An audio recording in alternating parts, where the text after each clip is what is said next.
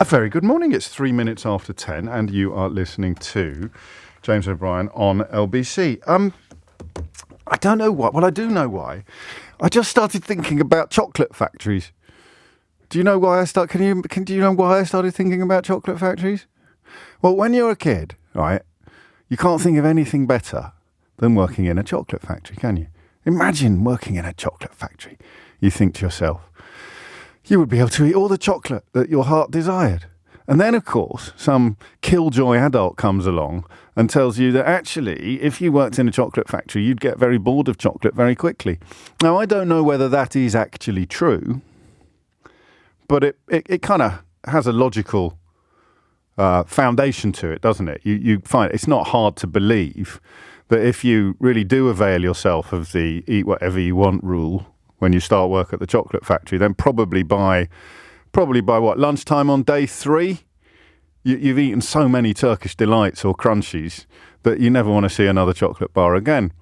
And so what it is, I promise this is going to make sense.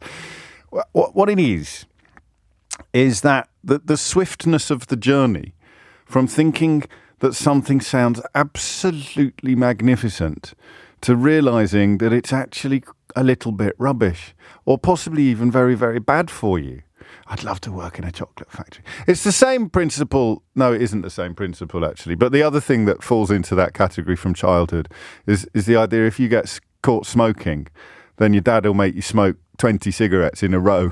You'll be so sick you'll never want to smoke again. But that's not the same thing. That came to mind today because when Barry in Berlin, I'm pretty sure it was Barry in Berlin, wasn't it, yesterday? We had some amazing calls on AI, but I think Barry is the one that I'm thinking of. And Barry was very insistent that we were being distracted by all the talk, and he worked in the sector. We were being distracted by all the talk about, the threat to the very existence of humanity, the sort of apocalyptic extremes of the conversation after Elon Musk was reported to have said that one big threat of AI would be some eco-warrior taking it upon himself to program AI to kill humanity because that was the only way in which the planet could ever be saved. And it turned out fairly quickly that the reporting of those comments had been somewhat laced in hyperbole. But he did say it, albeit as a small threat or a possible threat, a small con in a sea of pros, you might say. But bizarrely, in the course of that interview between Rishi Sunak and Elon Musk did actually address a little later precisely the thing that Barry was concerned about, that Barry was warning us about, because and this has been picked up by all the newspapers. So I told you yesterday that we were going to do AI. I told you a few months ago that AI would come around with irregularity but frequency. So we would be talking about it at intervals, but I've got no way of knowing how big the interval will be. So this is the shortest interval we've ever had, which perhaps is itself quite illustrative of the growing momentum and the growing interest in the story, which itself fits with what I think is called Moore's law, which applies to microprocessors. But the speed of growth, the speed of technological advance is exponential. So you start off thinking, oh, that's funny. Someone's typed my name into ChatGPT and they've done a monologue in the style of me. And it did really sound quite a lot like me, and that was quite fun. And then suddenly, within 6 months, you're talking about an existential threat to humanity, or in this case, the end of jobs. Musk tells Sunak, AI will end work. Musk, AI will mean no one needs to have a job. Now, is that a bit like the chocolate factory? Do you think? First thought, wow, OMG, no, whoa, yay, I can play Spider-Man 2 all day and still get paid. Wow, hello? It's chocolate factory, right? Because then you sort of think, well, hang on a minute. There seems to be a very real possibility that I will never get off my sofa or indeed take my dressing gown off from the cradle to the grave. Is it Chocolate Factory or is it Brave New World? And that's a bad thing as well, actually. Or is it, I don't know, the promised land? I genuinely don't know. Do you want to have a little listen to this little bit of the interview? If you can explain to me what was happening, why Rishi Sunak did it, just bizarre, frankly. I think he's just a bit starstruck. I don't think he really wanted to be Prime Minister, Rishi Sunak. I think he made his pot, he made his fortune. He has a social circle which contains a heck of a lot of Tories. Spectator journalist, I think, was best man at his wedding. I think he was kicking his heels a bit. You know, I'm a tech. I think he really wanted to be a tech bro, as they're called, a startup bro, a unicorn farmer. Not in a Brexit way. It's another use of the word unicorn. And so you know, didn't they have a massive place in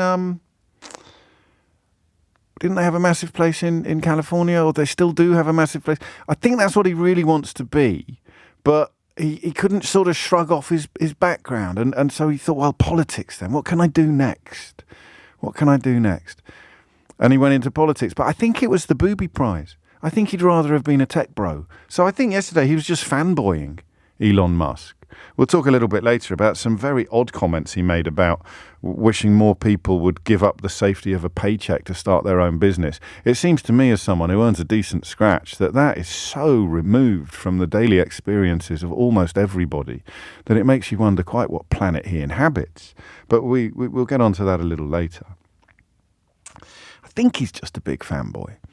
And that's probably why the interview sounded so strange. Sam Coates at Sky did an astonishing upsum of it, which I think he described as one of the weirdest things he's ever had to cover as a political journalist. So this is the week in which we learn the government in which Rishi Sunak was the second most senior member was approaching the COVID-19 crisis with a curious mixture of carelessness and catastrophe, utter incompetence, dishonesty, almost murderous lack of engagement. Rishi Sunak's there as Chancellor of the Exchequer.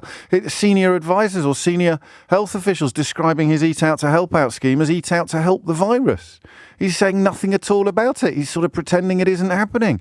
And inevitably, all of the right-wing newspapers today are doing exactly what he wanted and talking about his interview with Elon Musk, rather than perhaps talking about some of the questions he might have to answer when he pops up in December.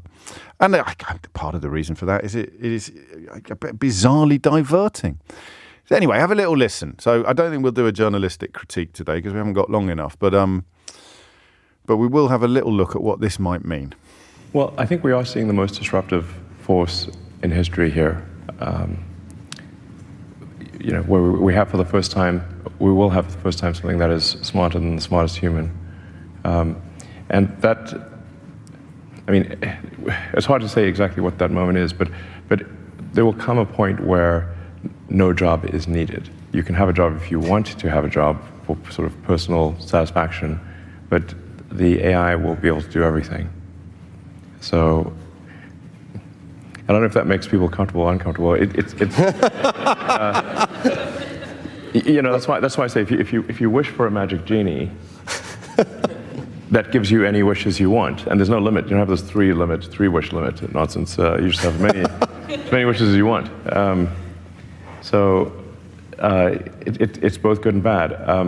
One of the challenges in the future will be how do we find meaning in life if you have a magic genie that can do everything you want. Wasn't that funny, mate? Was it? I might play that again because I hadn't really clocked the hysterical nature of Rishi Sunak's laughter. It's like my mate Luke was in an advert for a job site. Was it Monster.co? What was the job site you used to? And my mate Luke's in it, and he tells his boss tells a joke in the advert, and he does this absolutely maniacal laughter. I always think of that when I hear laughter like that. It sounded a little bit forced. Maybe I missed something. But there it is. There's the chocolate factory, the genie in the lamp. Elon Musk and I, not for the first time, thinking along very similar lines in the context of technological change. The most disruptive force ever. If I was in a slightly more frivolous mood, I think we'd do a roundup of what have been the most disruptive forces in human history and what have been the absolute game changers. The internal combustion engine would be up there, wouldn't it? The domestication of animals, perhaps? I don't know. But we won't do that today because I'm absolutely fascinated by that question, which Elon Musk there rather perfectly distilled. I don't know whether it is good or whether it is bad. I don't know why that's funny, but Rishi Sunak laughed his little head off. I don't know whether it's good or whether it's bad, which kind of cuts to the very, very heart of all the conversations that we've had about matters AI. I mean, it cuts to the heart of human existence, modern human existence. Or not even modern, because I suppose in a way hunter-gathering was a job, and AI would do that now. Childcare was a job, is a job, and AI could do that now. When I say now, I mean in the near future that Elon Musk describes. So I'm going to play it one more time because I just want to nail the exact phrase that he used, a world where nobody would need to work, or words to that effect. But just for giggle value, have a focus as well on the slightly weird sounding. It's as if he sort of, you know when someone fancies you. Sorry, Keith. You know when someone fancies you, and or when you fancy someone. That's a better way of doing it. It's a bit less conceited. You know when you fancy someone and they tell a joke, and you kind of halfway through laughing at it, you find yourself thinking it's not that funny. Yeah. Anyway, here's Rishi Sunak interviewing Elon Musk. Well, I think we are seeing the most disruptive force in history here. Where we have for the first time, we will have for the first time something that is smarter than the smartest human. And that, I mean, it's hard to say exactly what that moment is, but there will come a point where no job is needed. You can have a job if you want to have a job for sort of personal satisfaction, but the AI will be able to do everything. So I don't know if that makes people comfortable or uncomfortable. That's why I say if you wish for a magic genie, that gives you any wishes you want, and there's no limit. You don't have this three wish limit nonsense. You just have as many wishes as you want. It's both good and bad. One of the challenges in the future will be, how do we find meaning in life? If you have a magic genie that can do everything you want. I mean, you don't need a job to find meaning in life, do you? I mean, we find meaning in life in so many different ways, but I do understand what he's talking about. We're going to reach a point where no job is needed. Now listen, it's Friday. We've had a pretty tough time of it together in recent weeks. We've been covering some really horrible events. And so I'm going to dial it down a lot today. And I'm not going to ask you a complicated question or make you do any homework. I'm just going to talk to you for 30 seconds, exactly as I would talk to you if we were in the pub together or sitting next to each other at dinner. I'm just going to ask you, what do you think about that? What do you think about that? It's so completely at odds with everything that's gone before. I know there are different levels of status anxiety, but you start worrying about what job you're going to do or not going to do at a very, very early age, or you perhaps start thinking would be a better way of putting it. You start thinking. One of the first questions adults start asking children once they reach a certain age is, what do you want to be when you grow up? What do you want to be when you grow up? And a man who does know what he's talking about suggests that none of the things that we want to be when we grow up will be necessary in the future. He's not kidding, is he, when he says, I don't know whether that's good or bad. So there is part of me that's thinking chocolate factory.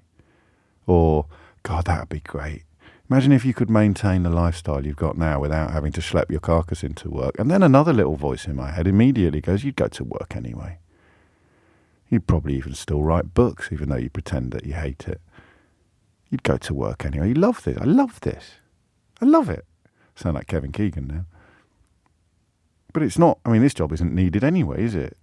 So that's another thought. Third thought that comes rushing in is, actually, how many jobs are needed? So there's a socialist philosopher whose name I forget, David, it'll come to me in a minute, Graeber. He talks about BS jobs. He doesn't use the actual word BS. And I think that is a premise built upon the idea that most jobs, particularly in media and creative industries, are utterly unnecessary. Utterly unnecessary. So no jobs will be needed. Well, how many jobs are actually needed now? Is your job needed? Is my job needed? Is any job really needed now, apart from, I don't know, medical care? House building? Anyway, there it is. A little bit more than 30 minutes, 30 seconds. But a question I just want to know. There's no right or wrong answer to this at all, is there? But how do you, what happens to you? What do you think? Where does your brain go when someone who is worth listening to on this subject suggests that we could be living in an era during which we reach a place, we reach a point where no job is needed?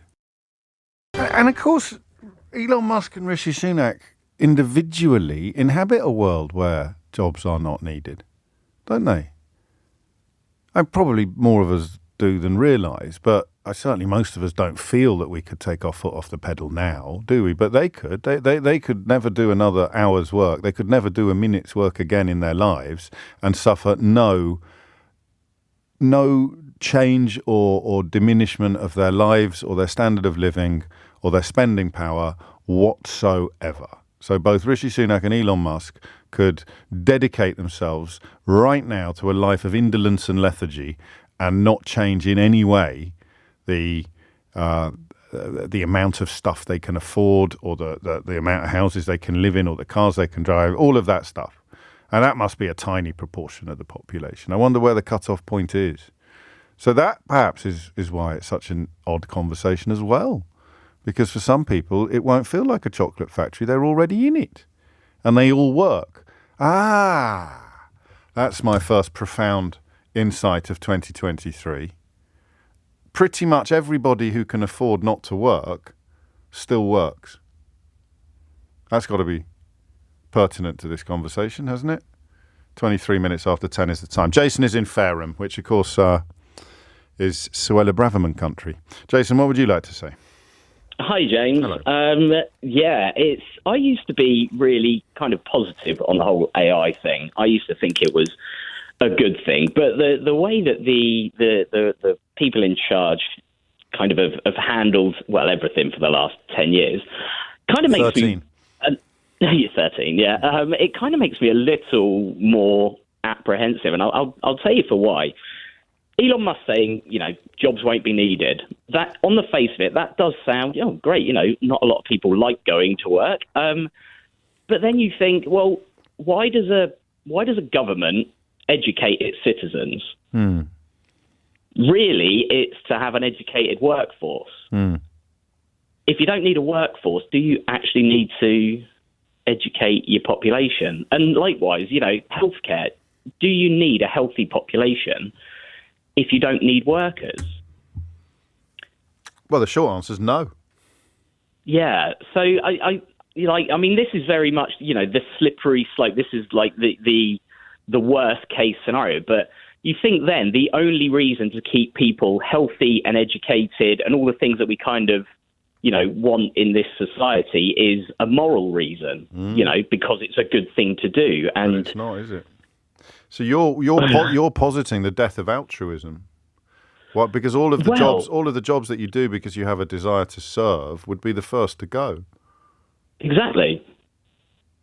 Yeah, it becomes a if we don't need these people healthy and educated, what's the point? The people who can afford to pay for that sort of thing, sure, they'll be fine. They can pay to have their kids educated and whatnot. But the people who haven't built up millions. So how would over it break last down? 20. You see why writers, the best writers sort of since, I guess, the 19th century probably, have been absolutely fascinated by dystopia, don't you? Absolutely fascinated by where H.G. Wells, George Orwell, Aldous Huxley, Margaret Atwood, just absolutely fascinated by what happens when the fundamental foundation stones of our society are changed beyond recognition. That's why Musk called it the most disruptive event in human history, isn't it?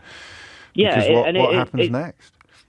Yeah. I mean, you're looking at, do you end up, and I'm not a huge fan of the films or the books, but do you end up in a Hunger Games sort of situation where you've got the lauded elite who... I am a huge fan of the books, actually. I think they're wonderful. Sorry. No, you don't have to apologise, but I mean, because I'm thinking Hunger Games as well. You might have the ability to provide everybody with a decent standard of life without anybody having to do any work, but human history suggests that it would pretty soon segue into a place where the nastiest people held dominion over the weakest, and used them as sort of serfs or human crops almost. Crikey! It's Chocolate Factory, right? For you, a bit first glance. I'll have a bit of that. Yeah, I thoroughly enjoy my job. I'm a photographer, but it's obviously AI is massively eating into. You're near the front. You're near the front of the queue, I think. Some forms of photography. Exactly. Yeah, and it is worrying. But on the flip side, I use some AI tools to edit photos, just for ease and speed, really. But it's not to the point of photo manipulation that you see, or complete photo generation from scratch that you then put someone else out of a job. That's the scary side of it here. I think you're right, and be careful what you wish for. I'm also drawn to that little chink of light that I encountered just before Jason came on, which is almost all of the people in the world who don't need to work still work. Why? 0345 6060 973. Derek is in Leeds. Derek, what would you like to say? Hi, James. I want to introduce another angle, really. Yes. The presumption is if AI comes in, then we'll all be forced to lose our jobs and all the rest, and my God, what will we do? Yes. Well, just look at retired people. Yes. It's already here, but it's not AI-driven. It's the fact that people used to working for paid work and for some measure of compulsion no longer have that. They have an income. Very, very interestingly, it could be compared to the recent movements for a sort of universal income that everybody should get instead of worrying about benefits. Now, my point is, it can't be much different to the sea change in your life that happens when you retire. I've retired a few years back, and you then have to start to scan around for things to do. Well, my agenda filled up very quickly. And it was things that I wanted to do for once. And it was things that gave me intellectual satisfaction. And I don't mean to embarrass you, but listening to you was one of the things I do every day. That's not going to embarrass me. It's going to make my swollen head grow ever larger, isn't it, Derek? That's the thing. Don't it? But we all have big heads, and that means we get bigger brains. I don't mind that. And are you sure, though? Through the pandemic and more importantly through Brexit. Thank you, mate. But anyway, my point is, we tend to overreact, I think, as people to big changes like this. It's understandable.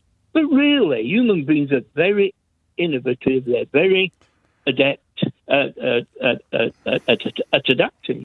And also feeding their brain is what you're talking about. You don't need a job, but your brain still needs feeding. I mean, there must be a difference between getting to the end of a race and not having to run anymore, which is how we could typify retirement, and never, ever, ever having to run at all, ever.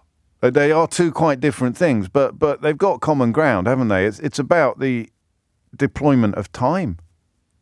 Yeah, and it also depends upon your definition of work. Now, I'm differentiating between paid work and voluntary work. But take an American football. I love American football. I like Pat Mahomes, best quarterback in a generation, if ever.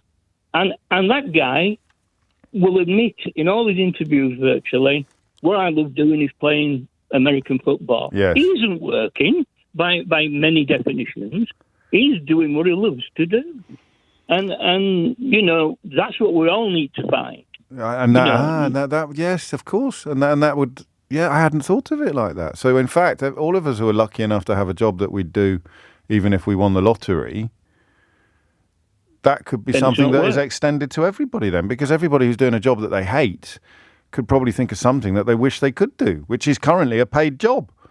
That's exactly right. And what that then leads one to think, I think, is if you're in the luxurious position where your population can be more likely to find that kind of satisfaction.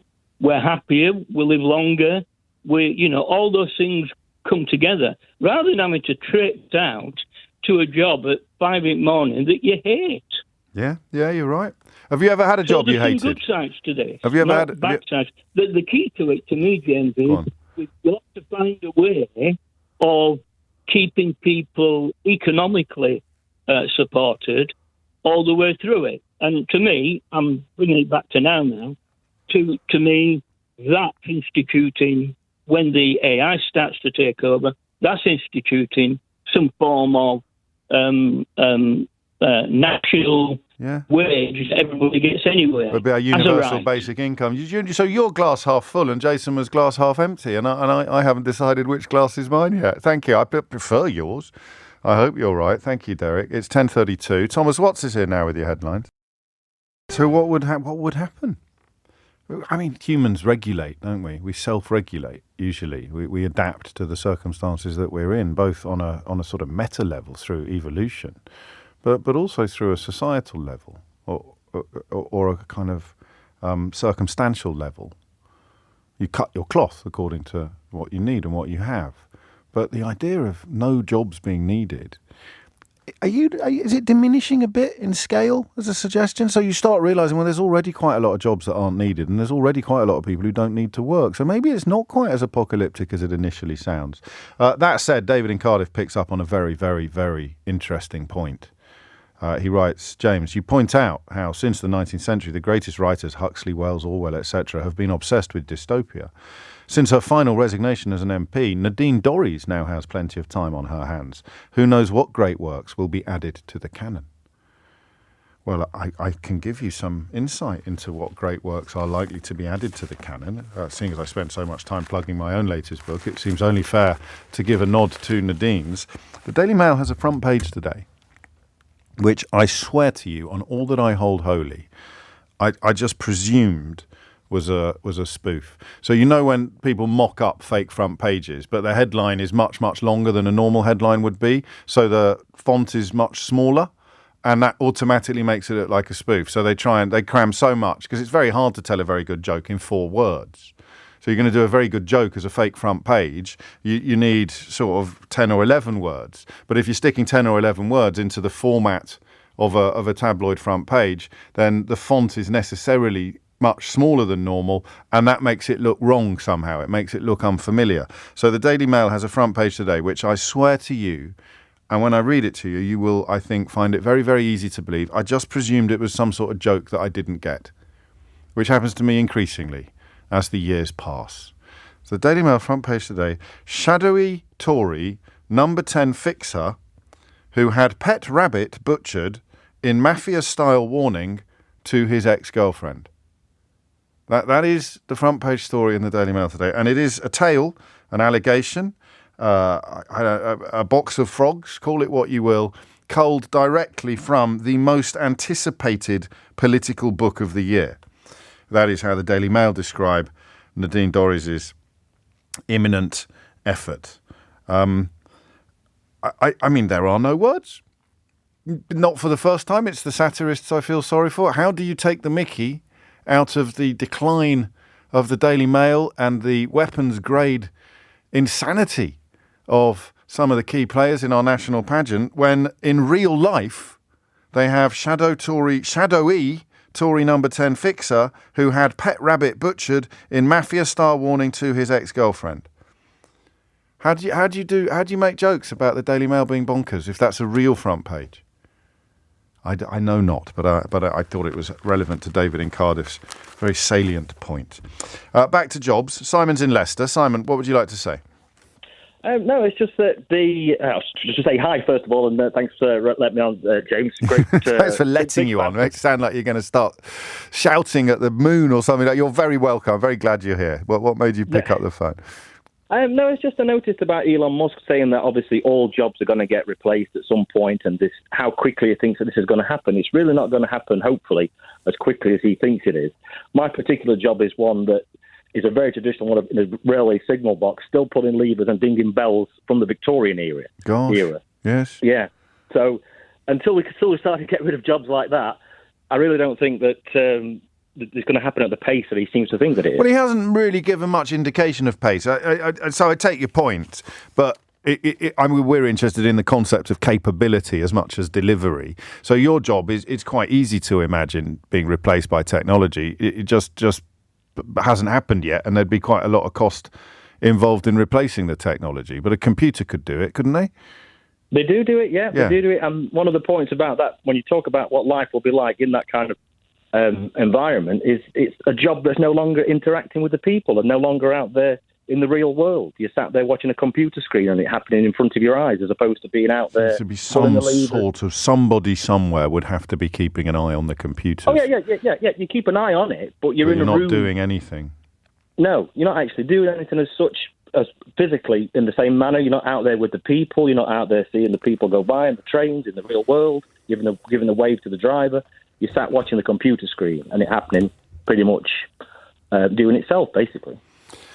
Yeah. Well, what about you personally? If you woke up tomorrow and you just didn't have to work, what would you do? Take a week off. You can have a fortnight, and then what? You spend a lot more time with the children. I'd get some more voluntary things, I suppose, obviously. Yeah, but then no one's going to need your help.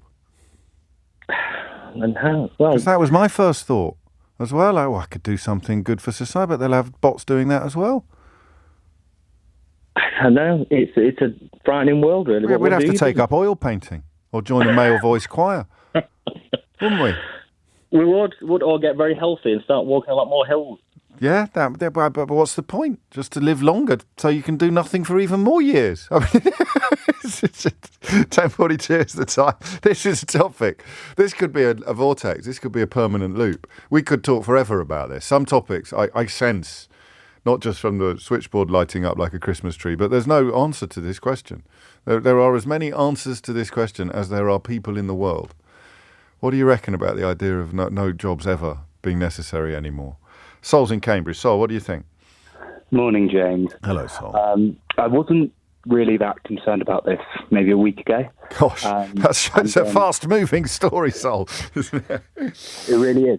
So on Wednesday, I went to the union to... Oh, we lost the line. We're getting back up. I think the student union, presumably, although we can double-check. Tom's in Camden. Tom, what would you like to say? Hi, James. Hello, Tom. Nice to talk to you about impending apocalypse. Thank you. Always fun. I think the problem isn't even so much an individual level of what will we do, how will we fill our time with, learning French or painting ducks or things. It's on buses. A bigger level, on a societal level. We're not ready for it. We're so ingrained in the type of capitalist society we live in now, and I'm aware of how trite that can sound. But the change into no jobs is so huge that I don't think we're ready for it on a bigger national or global scale. No. And the terrifying idea is if it's people like Rishi Sunak and Elon Musk who are trying to pave the way into the brave new world, they don't really understand what it's like to be normal people in this one, let alone in the next one. That's actually, it's a very funny observation, but it's one of those smiles that sort of turns a bit manic as you think about it, because you're absolutely right. In fact, the plan for the next hour, although we may carry on with this for a little longer, the plan for the next hour is to look at what Rishi Sunak said about people. He wishes more people were prepared to just give up their regular paycheck and try and start their own business, which I think speaks directly to... that's fine. That's fine if your wife can give you a paycheck every couple of months from her hundreds of millions. Well, exactly. But the rest of us, not so much. So the idea of people who don't actually understand the necessity of work, legislating for a world in which it ceases to be necessary, is a little bit chilling. And do you know, people think we planned this in advance, Tom. You mentioned his wife. Do you know what Rishi Sunak's father-in-law said 2 days ago? I can't wait for you to tell. Thank you. He said, that my request is that our youngsters, he's talking about productivity in India, my request is that our youngsters must say, this is my country, I'd like to work 70 hours a week. So Rishi Sunak is on stage with Elon Musk discussing the imminent possibility of a world where no jobs are necessary, while his billionaire father-in-law, one of the richest men in the world, is dreaming of the day when young Indian people have to work 70 hours a week. He's saying, please sell me your children. It's just extraordinary how much is up for grabs. But yes, I hadn't thought of the dangers of, who do you want in charge as we head into a world where no job is needed? Thank you, Tom. It's 10:45. 10:48 is the time. Back to Sol, who has, in the space of a week, rather reviewed his previously relaxed attitude about the march of artificial intelligence. Sol, take it from the top. Sure. So you went to the Union last week. There it is. Yes, the Cambridge Union, yes. Where the head of OpenAI came and spoke because he was in the country for the AI summit, I imagine. Yeah. And I went in not very concerned. I know that LLMs like ChatGPT can pose a risk in the sense they're very powerful. You can give them an instruction and they'll carry it out. But ultimately, that's all they do. Yeah. They don't kind of perform tasks autonomously. They require you to tell it to do something for it to carry out that action. And there was something that Sam Altman said that really worried me towards the end. Someone asked, how do you think we'll achieve AGI, artificial general intelligence, ultimately true AI, kind of something more powerful, a super intelligence? And he said, I assumed he was going to say, we'll just keep developing what we have now. And he said, we need another boom. We need another generational boom. I don't know what it will look like, but we need something new and different. And that really worried me. Why? Because it sounded like OpenAI, without, not the company, but the kind of AI big decision makers who ultimately at the moment, it's not the government, it's people like Elon Musk and Sam Altman. And that's a worry in and of itself. Yeah, I completely agree. Are kind of just going to pursue creative avenues to find a new form of technology. I don't really know how to describe it because it doesn't exist yet. Right. And then they'll own that technology and it'll be theirs. And there's a book called Aaron Bastani, called Fully Automated Luxury Communism. Right. And it's kind of, he speaks about how we're going to end up with a surplus of resource because we're going to have these AI workers, whatever you want to call them, who will supply us with as much food as we could want, as much water as we could want, all of kind of the basic essentials. But then the question that you have to ask is who will control that resource, who will own that resource? And it can really go either way. So what was it that he said that changed it for you? The idea that you just thought we were on a plottable course towards ever more efficiency, whereas in fact what he's posited in his speech is a new world order. Pretty much, yeah. Right, okay. There wasn't really much kind of political understanding around it. He spoke a lot about, he said the word democratization a lot. What does he mean by that, do you think? Yeah, so he said democratization of knowledge, as in you can ask ChatGPT a question and it'll give you an answer. So there's no point knowing anything? Not only that was one issue, but the other issue was then who controls the answer that ChatGPT gives you? Of course, who controls knowledge? He does. So, I mean, not to be glib, but sure. you got a glimpse of Bond villainy, I think, that night. I really think, I really did. And he was very nice. He came. Oh no, of course, I'm not suggesting he is a Bond villain, but the door he opened is one through which a Bond villain could easily step. Absolutely, and just because of who will be in control, that's what really worried me. We could have a society where, as I said, surplus resources, and then people can do jobs that they enjoy. And going back, I can't remember what was the analogy you used a minute ago about running. At the moment, we're kind of, he spoke about how the number one superpower that you can have, and this was in the context of the team at OpenAI, is incentivizing people. And ultimately, at the moment, the incentivization in society really is kind of, if you don't work, you won't get any money, the benefit system. And we won't have that anymore. Or we shouldn't have that anymore. And it should be, if you don't work, you won't be fulfilled and you won't be satisfied. But it might end up being, if you don't work, then we'll crack down on you. Yes, so you come into, there was a sci-fi thing on the radio last night, actually, that really, I only caught it quite late, halfway through the series, and it posited a dystopia in which everybody has been chipped in order to sort of take away questioning almost. Everyone just happily gets on with life as it was, even though they don't need any more to be doing any of the things that are being done. So, that's dystopia in a nutshell. That's the future the imagined future where malevolent forces control everything. And that, I don't know whether Sol feels the same, but I felt that story about Starlink and the scuppered Ukrainian attack upon the Russian fleet. I thought that was a really big moment in our history, actually. And I'm sometimes a bit wary of saying things like that out loud because they sound very, ooh, don't they? They say, a very big moment in human history. But I really did think that because Ukraine is widely regarded as being a just cause. It certainly is by me. Vladimir Putin is an oppressor. He's a classic autocrat who has invaded a sovereign territory, and Ukraine wanted to respond by hitting his fleet in Crimea. And I think that the accepted version of events is that the satellite system, which would have allowed their waterborne drones to inflict enormous damage upon the Russian fleet, were rendered redundant because the satellite technology was not on.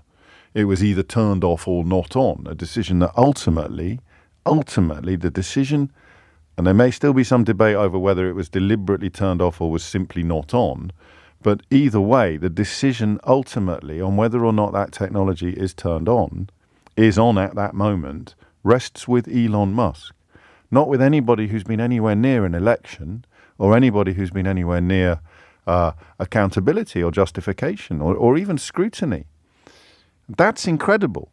And, I guess there's some debate about how significant it would have been. But the clever money says it could have been a hugely impactful moment in the war, in the Ukraine war. And it was prevented from happening by the fact that the technology necessary for it to happen is owned and controlled by one man. So almost into the benign dictator territory. I mean, that doesn't matter if that one man is a stand-up guy, if he's a good guy. But what if he's not? Or what if you don't think he is? Thank you, Sol. Very thought-provoking. Tony's in Chingford. Tony, what would you like to say? That was a bit depressing, wasn't it? Well, yes and no, because, it could be you and me that are ending up in charge, Tony, in which case it's trebles all round. Yeah, it could be, yeah. But one of the questions I was going to ask originally was, who ended up getting rich out of all this and all the questions that come along with that. But, yes. But I want to be a bit more positive. I was born with a syndrome that affects my eyesight and my hearing and other things. Okay. I left school. I wanted to be an electrician, but I couldn't do that because my eyes got too bad for it. I did the blind sort of version of basket weaving. I did piano tuning. Yes. And then my ears got worse. I couldn't do that. And then I went on to so on and so forth. So I am now in a position where I can't work and I am being looked after at a above basic level, I must admit, because the good old taxpayers of the UK make sure I'm all right. Thank goodness. But now my goals have changed. I was talking to your producer. I've had to find other things that get me up in the morning. I've had to... and it works. Because you need engagement. You need to feel engaged. Yeah. Yeah, I was very good at music. I got 3 grade 8s. Gosh. I went on to, actually, in the last few years, I've been, because it's all popular music I played in blues rock bands, but in the last couple of years I've been trying to write a symphony on my computer, believe it or not. Gosh. And I know it's not going to be any good for anybody. It might be nice, it might be a decent piece of music, but that's a personal thing that I'm thinking about to keep me going. And to give you a sense of purpose and then a sense of achievement. Exactly, yeah, which is what most people... My dad was a typical example. He was a worker. Yeah. He lived to work. He would come home, sit and watch the telly, go to bed at 9:30, get up at 6, go to work, and that was him. Rinse and repeat. God knows what he would have done if he never had a job. But me, I'm different. I've had to come up with this slowly over my life, because I knew this was going to happen from when I was 12. So I just kept going and thinking... There was a depressing time. There was a few years where I was really fed up. But now I'm fine. I've got kids, grandkids. I'm doing my little music things. I've got my guide dog here that I take out for walks. You have to find something to make you get up in the morning. Is really what I mean. I think that is absolutely brilliant. That's the best imaginable contribution to this conversation. I don't think anyone else could have made it. You have to find something. That's it. Mm. And possibly we could rephrase it slightly because it sounds like, you know, anything would do. But you have to find something that you love doing, is the point, isn't it? And at the moment, this is where your dad comes in. I don't know whether he loved his work or not, but it sounds but possibly unlikely. He'd never stopped to think about whether he actually enjoyed it. He just had to do it. He had to crack on with it. So it gives everybody a space that historically has been reserved for the very lucky or the very wealthy, where you actually stop and think, what would I really like to do with my time? Exactly, yeah, that's it. And I am actually a pretty happy person now. I can tell. The fact that I'm, you know, a lot of people wouldn't want to be in my position, but I'm pleased with what I've got, what I'm doing, you know. I find that, I hope you don't think I'm patronising you, I find that very inspirational, Tony. Genuinely inspirational. I really do. Thank and you. I know a lot of people listening as well will. When are we going to be able to hear the symphony? Well, it's taken me 3 years so far, and that's just learning the music side of it. Another 6 months or so, and I'll send you a link. I'd love that. I'd love that. Thank you, mate. Have a great weekend. All right, mate. Cheers, mate. It's coming up to 12 noon. No, it's not. It's coming up to 11 o'clock. Relax. 11 o'clock. You're not late. It's okay. Oh, it's coming up to 11 o'clock. You're listening to James O'Brien on LBC. We'll move it on. Because every time we talk about AI, I get so engrossed in it. I think, we'll carry on with that. And I think we're going to be talking about it for the rest of our lives. You know, for some presenters, it's parking tickets. For me, it's the future of humanity. It's just horses for courses, swings and roundabouts. So there's no need to crack on with this particular element of the conversation. I'd like to turn your attention instead to something that Rishi Sunak said that I am prepared to pillory, but it's possible that I would be pillorying it for the wrong reasons. We can find out, can't we, after this. 3 minutes after 11 is the time. Why have you never started a business? Why have you never started your own business? I mean, I thought about it, actually, not long ago. I had an idea. Shall I tell you an idea, or will someone go off and do it? And then I'll look back and you'll be like worth millions, and I'll think, oh, you silly sausage, why did you share all your best work with it? So I think, right, that there is a gap in the market for radio adverts. Quite often radio adverts are made by advertising agencies who see the radio advert as a bit of an afterthought for the main advertising campaign on the telly or in print or on billboards. And I thought, when my career was sort of going in circles about 10 years ago, I thought that I'd be quite good at that. If I could find the right people, we could make very specific bespoke adverts for radio, which, just off the top of my head, would never involve the sound of people eating. And then I just sort of got bored and lazy, and it never happened. So would you believe that I had an entrepreneurial flair as a teenager?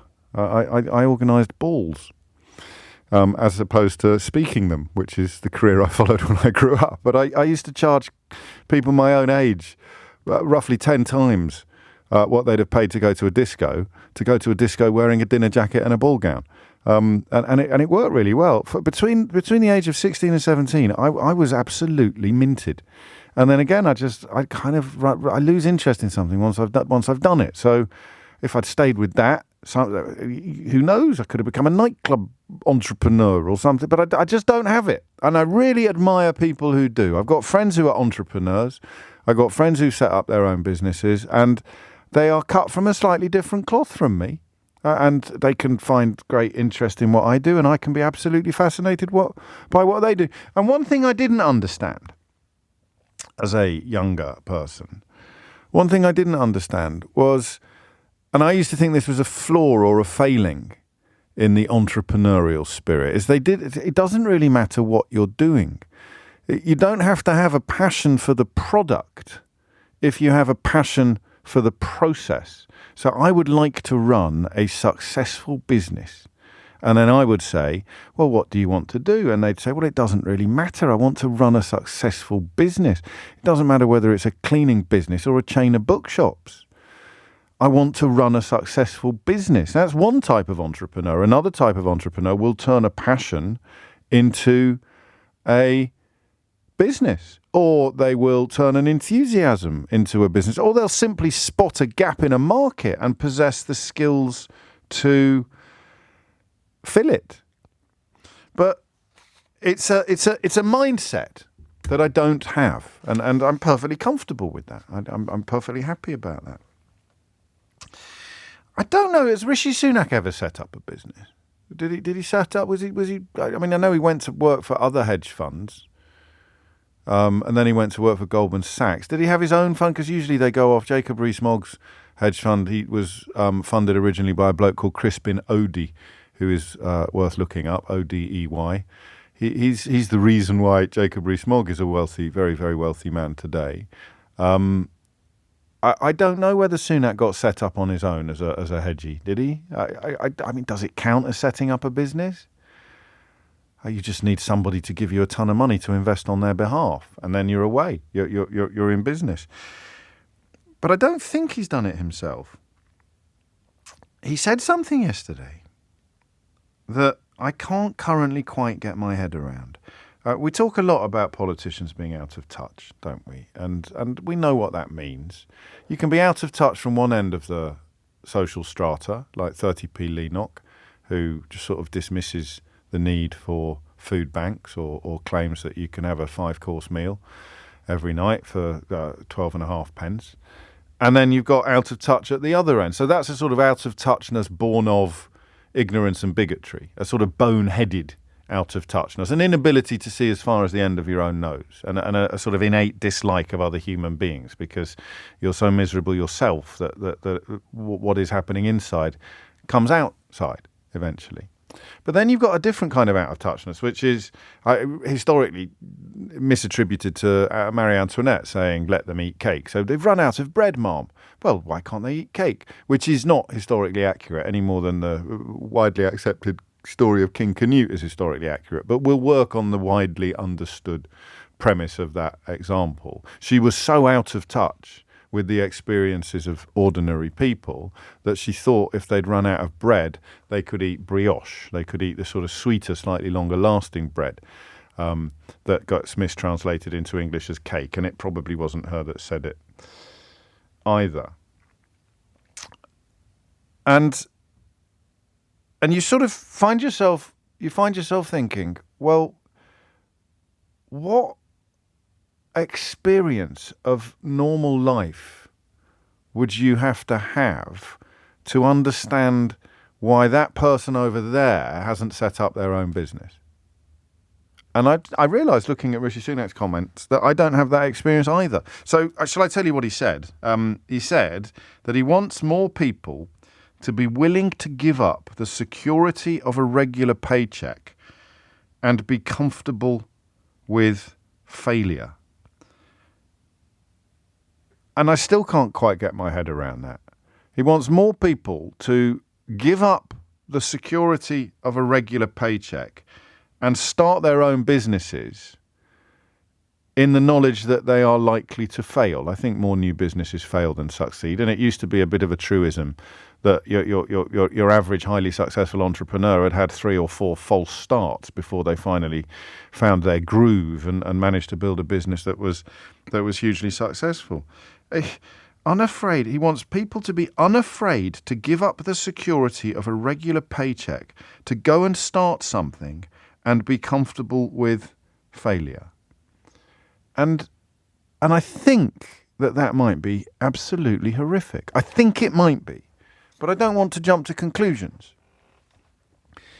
I think it might be evidence of somebody who can't even conceive of not being able even to dream of giving up your regular paycheck. Because if you give up your regular paycheck on Friday, you will have no money to spend on Monday. How are you going to set up a business if you can't even buy food?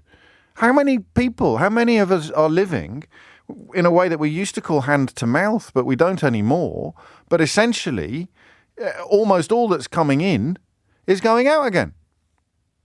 So what does he mean when he says to give up the comfort of a regular paycheck? He means people who could afford to not get paid next month and the month after and the month after, and however many months it would take to get a business off the ground and start earning an income, brackets only hopefully close brackets, that would eventually supersede the income you were getting from your regular paycheck. Because, look, satisfaction and fulfillment aside, there's not much point doing this unless you're going to end up, or unless you think you're going to end up earning more from your new business than you are from your regular paycheck. So there are 2 things about Sunak that I find sinisterly significant, right? And I don't know whether I'm putting too much weight on these. The first was when he couldn't use a debit card. Now, he was still relatively wet behind the ears. He wasn't used to being followed around everywhere with cameras, I don't think. And he may have been nervous. He may not be natural interacting with people. But he appeared in a petrol station where he'd borrowed someone else's car to pretend that he was filling it with petrol and looked like a normal. He appeared in the petrol station kiosk to be unfamiliar with the process of paying for things with a debit card. Now, the reason why I say I'm not so sure about that is because I can't quite see how you can reach his age in this world without being familiar with the workings of a debit card. Even if you've got people to polish your shoes and wipe your bottom every morning, there are going to be moments in the day where the Queen famously didn't carry cash, right? But that's the Queen. I'm sure Rupert Murdoch knows how to use a credit card or a debit card. I'm sure he's familiar. I'm sure Elon Musk is familiar with click and collect, or maybe not click and collect. He's got people to do the collecting, but he's familiar with the process of the clicking. So I'm not sure that it's fair to cite the apparent unfamiliarity with the process of using a debit card to pay for petrol as evidence of him inhabiting a universe so far removed from the average voter that he might as well be on Pluto. And the second one was when he was in a homeless shelter. In fact, can we dig that out? Because that is an astonishing moment for me. All of the little fears and reservations I have about giving him a coating for the debit card moment, they just disappear. Was he a bit nervous? Was he a bit uncomfortable? Is he bad at social interactions? I don't care. If you're working in a homeless shelter giving someone their breakfast, you don't say, "Are you in business?" You just don't, do you? I mean, that's a level of tin-earedness that I think most script editors would send back to the scriptwriter and say, no. If you're trying to do a latter-day Marie Antoinette and she's doing a shift in a homeless shelter because the cameras are there, and someone comes to the front of the queue asking for his eggs and bacon, and Marie Antoinette says, "Are you in business? Êtes-vous en commerce?" The scriptwriter says, "No, don't be daft. She's in a homeless shelter. She's not going to ask someone if they're in business. She might be daft, but she's not completely devoid of the most basic spark of empathy and intelligence." But Rishi Sunak apparently is. And I bring all of that to this question because I don't fail to understand it completely. There were many successful businesses would have involved enormous risk at the very beginning for the people that took it, and many failed businesses would have involved enormous risk at the very beginning for the people that founded it. But I think he's describing, and Dave in Glasgow agrees, I think he's describing something quite American. And Dave concludes that makes him delusional. This kind of thing might go on in America, but it just doesn't suit our culture. Whereas others might argue that what he's calling for is a change in our culture.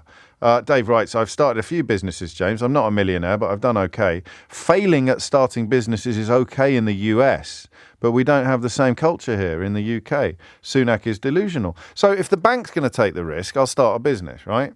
But if my house is on the line, I'm simply not going to do it because if I lose my house, I'll have nowhere to live. If Rishi Sunak loses his house, he'll move into one of his other houses." That's the bit. So what is it like to give up the I'd love to know, because how many people who've given up the security of a regular paycheck did so because they knew they had enough salted away to actually give them a fair crack of the whip at starting their own business? I forget what the figures are for people that don't even have a spare £100, never mind a spare £1,000, but the figures are stunning. I mean, truly stunning. I'll dig them out for you, actually, so that you know. You can't give up your regular paycheck if you're Mr. McCorber, can you? You can't give up your regular paycheck if everything that's coming in is going out again. Because what are you going to live on for the next 6 months? What are the family going to live on for the next 6 months? So who is he actually talking about? Question 1, 0345 6060 973. And working on the premise that having a Prime Minister who appears to have very little... having a Prime Minister who has no understanding of what life is like for voters is an objectively bad thing. You can learn what life is like for voters, but he hasn't shown much interest in doing that. I would ask you, how bad is it that he has said this? And don't forget that you can answer in good faith. It's not bad at all, James. There's a couple of points that you're missing. So I want to know what you think about his words, what he's said, what his words say about him. I want to know who he's talking to, who actually can give up the security of a regular paycheck. That's crucial, this. Don't ring me and tell me that you've got a side hustle or that you've started a little job.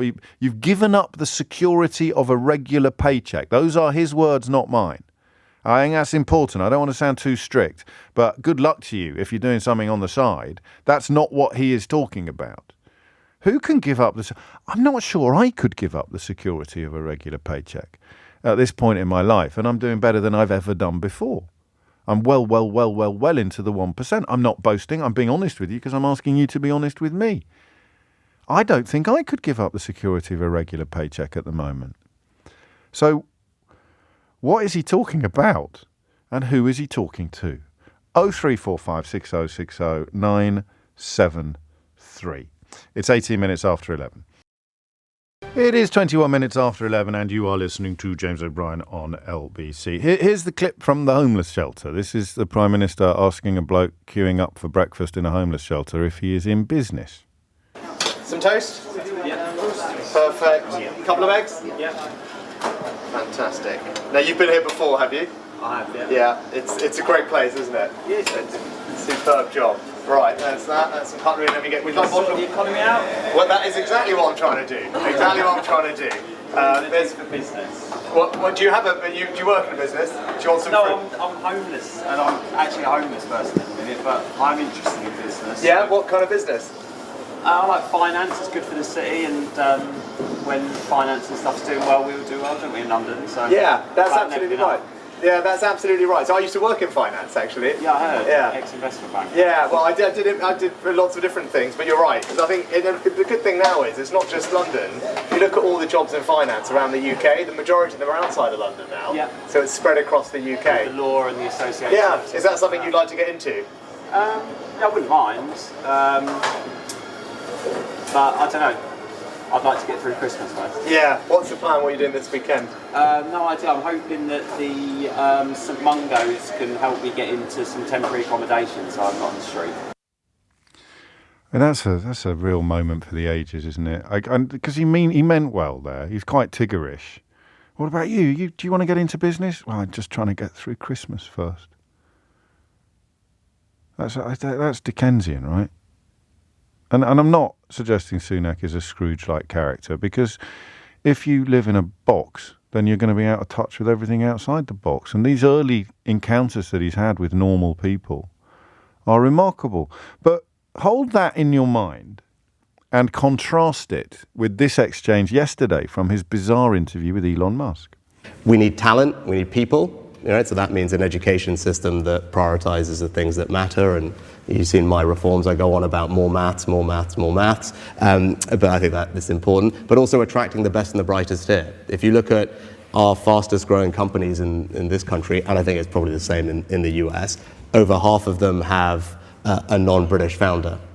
Right? And so that tells you we've got to be a place that is open to the world's best and brightest entrepreneurial talent. So the visa regime that we've put in place, I think, does that. Makes it easy for those people to come here. And then actually it's the thing that we spent the beginning of the session talking about, the regulation, right? Making sure that we've got a regulatory system that's pro-innovation, that, of course, we always need guardrails on the things that will worry us, but we've got to create a space for people to innovate and do different things. Those are all my jobs. The thing that is tougher is the thing that Elon talked about, which is culture, right? It's how do you transpose that culture from places like Silicon Valley across the world, where people are unafraid to give up the security of a regular paycheck to go and start something, and be comfortable with failure. You talked about that a lot. I think you talked about it more when you were playing games, right? But you've got to be comfortable failing and knowing that that's just part of the process. And that is a tricky cultural thing to do overnight, but it's an important part of, I think, creating that kind of environment. Yeah, if you don't succeed with your first startup, it shouldn't be a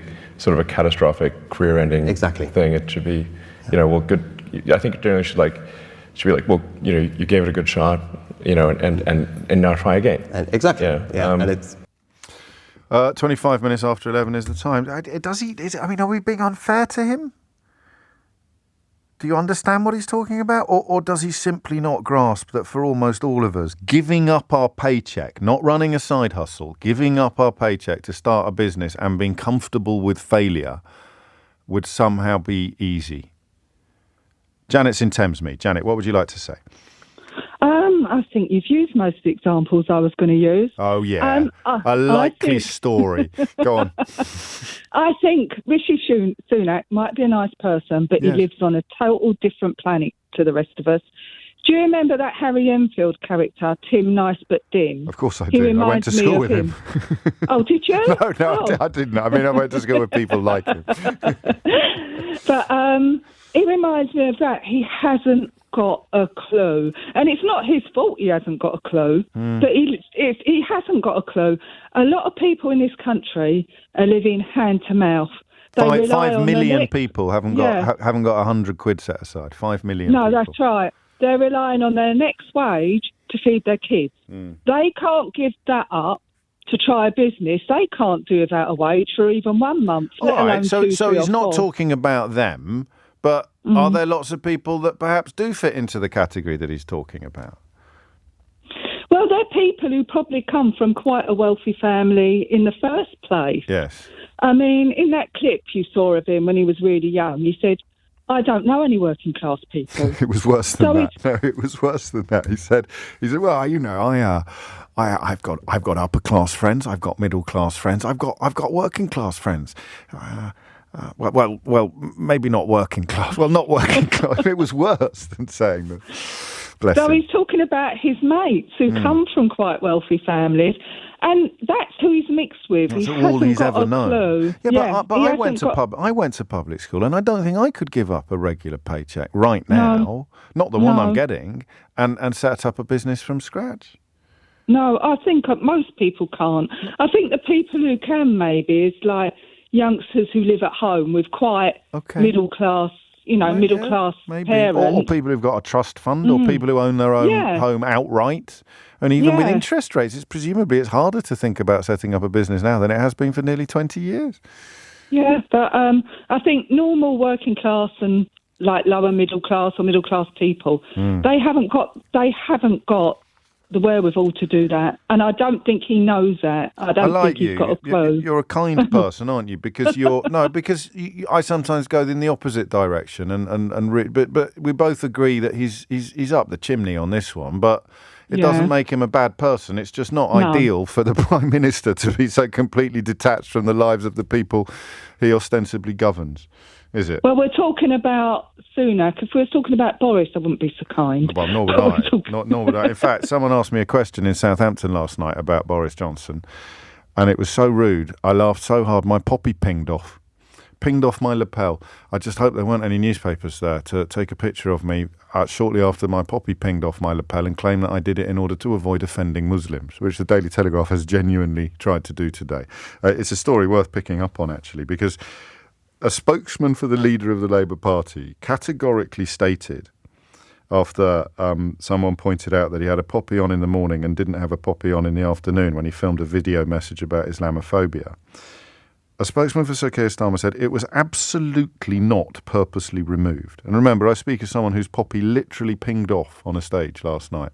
You might have the poppy on your coat, but you forget to transfer it to your jacket. Rishi Sunak was on stage with Elon Musk yesterday. He wasn't wearing a poppy. Can you believe that?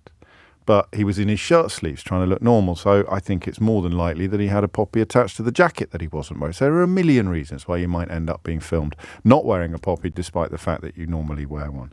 Not if you're writing for the Daily Mail or the Daily Telegraph. From somewhere, they have conjured up the idea that he did it because of fears that it could have negative connotations for some Muslim voters.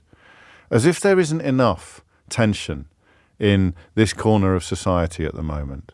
As if there isn't enough division abroad at the minute. Writers at the Daily Mail and the Daily Telegraph have today absolutely completely invented, plucked it out of the sky, the idea that he wasn't wearing a poppy in one context and was wearing a poppy in another context because he was worried about avoiding Muslim voters. Demonstrating abject ignorance of the British Indian Army, of course, in which I think the largest religious constituent was Muslims. Muslims fought on the British side in the Second World War in their tens, if not hundreds of thousands. But hey ho, they can accuse Keir Starmer of. I'll read it to you. Last night he was facing criticism because of fears it could have negative connotations for some Muslim voters. So you go to a spokesman for the Labour leader, right? And you ask them, is that why? And if they're mealy-mouthed and they say, oh well, we can't comment on that. I don't know. Then you think to yourself, oh well, maybe there is something in this apparent hill of beans. But a spokesman for Keir Starmer literally said it was absolutely not purposely removed. Do you think that is clear enough or not? Or do you think there's still some wriggle room there? It was absolutely not purposely removed. The content of the video had nothing to do with him not wearing a poppy. Well, you can see that's very mealy-mouthed, isn't it? I mean, it's a lot of wiggle room there. How desperate do you have to be at the Mail and the Telegraph to conjure that? It's the same people that did the curry, isn't it? It's the same people that did the flipping curry. It's as if we've learned nothing. The people that kept telling you that Keir Starmer's curry was a significant story while Boris Johnson was in Downing Street suggesting that we could cure COVID by sticking hairdryers up our nose are now trying to pretend that it's not even attacking Keir Starmer. It's got a fat side order of Islamophobia as well, hasn't it? By sort of suggesting that Muslims don't like the poppy. Ah, man. If only someone had just written a book about how widespread and disgusting this kind of nonsense is. Oh, they have. Thomas Watts is here now with your headlines. 36 minutes after 11 is the time. And I think in the 12 o'clock hour, I've got quite a good idea for a phone-in. I don't know if you're gonna like it, but I'm going to ask whether you ever had a pet rabbit butchered in a mafia-style warning to your ex-girlfriend. So if you know anyone who is in that category, give them, and they're not listening to the show at the moment, give them a quick heads up. They'll go straight to the front of the queue. 11:36 is the time. Sunak and startups. The idea that there are lots and lots of people who could, if only they had the right mental attitude, give up the security of a regular paycheck, set up their own business and be comfortable with failure. James is in Wandsworth. James, what would you like to say? I would like to say that I think it's quite a bad idea when it's made simple in that way. But I think the easy. He makes it sound easy, doesn't he? That's the thing. Makes it sound easy, which is just is ridiculous. Many people, you can't overnight quit your job and start a business. For many people, it just can't be done. However, I do think the overall points around people perhaps sort of believing in themselves and going out and doing their own thing, I think that's a very, very valid point from my experience. Yes, I agree. What is your experience? Well, I was working full time. I was an estate agent. I've been with my company for 13 years. Yeah. So very sort of quite established, quite safe, I guess. And I got to the point where I thought I can't do this forever. So to cut the long story short, I did 2 years of night school to study electrics. Okay. And while I was doing that, I sort of set up my own company. So while I was working, I was studying, and on the side, sort of weekends, evenings, days off, doing my own thing as well. And sort of grew that while I was still working and still had the money coming in. And then it got to a point where eventually I could say, I can do this full time, which is probably the wiser thing to do. So you're spinning 2 plates for a while until the second plate starts spinning fast enough for you to 4 plates. 3 4 plates. Many plates. Two children. One being a newborn. Night school, working. It's hard. It's very, very difficult, and I think that's what a lot of people do need to understand is it's not easy, but it can be done. And if you believe in yourself, or you believe in some, I won't say something more. You're more yourself. Yeah. It can be done, but it's very, very difficult. And what's the difference for you? Why is it so much more fulfilling? Is it the work, or is it the fact that it's your business, or a bit of both? Both. One thing, I got to an age, it might sound a bit silly, I just didn't like being told what to do. So that doesn't sound silly at all, mate. No, well, I just thought, especially it's all right. For me, it was fine when I was young. When you're 20, 25, having a boss, being told where to go, what to do, what to say, what not to say, it's all very fine. It's all fun. Yes. But, when you're a dad, you got, I start to think, do I want to be doing this when I'm 40, 50? Yeah. No. What can I do? Not a lot. Okay, I need to retrain. That's the other thing is, if you don't like what you're doing, there's even more reason to sort of get up, get out and do something different, or do the same thing but for yourself. Yes. And people think about businesses as employing people and having a business like premises. It doesn't have to be that at all. It can be something sort of quite low key. You can do it from home, or you can do it yourself.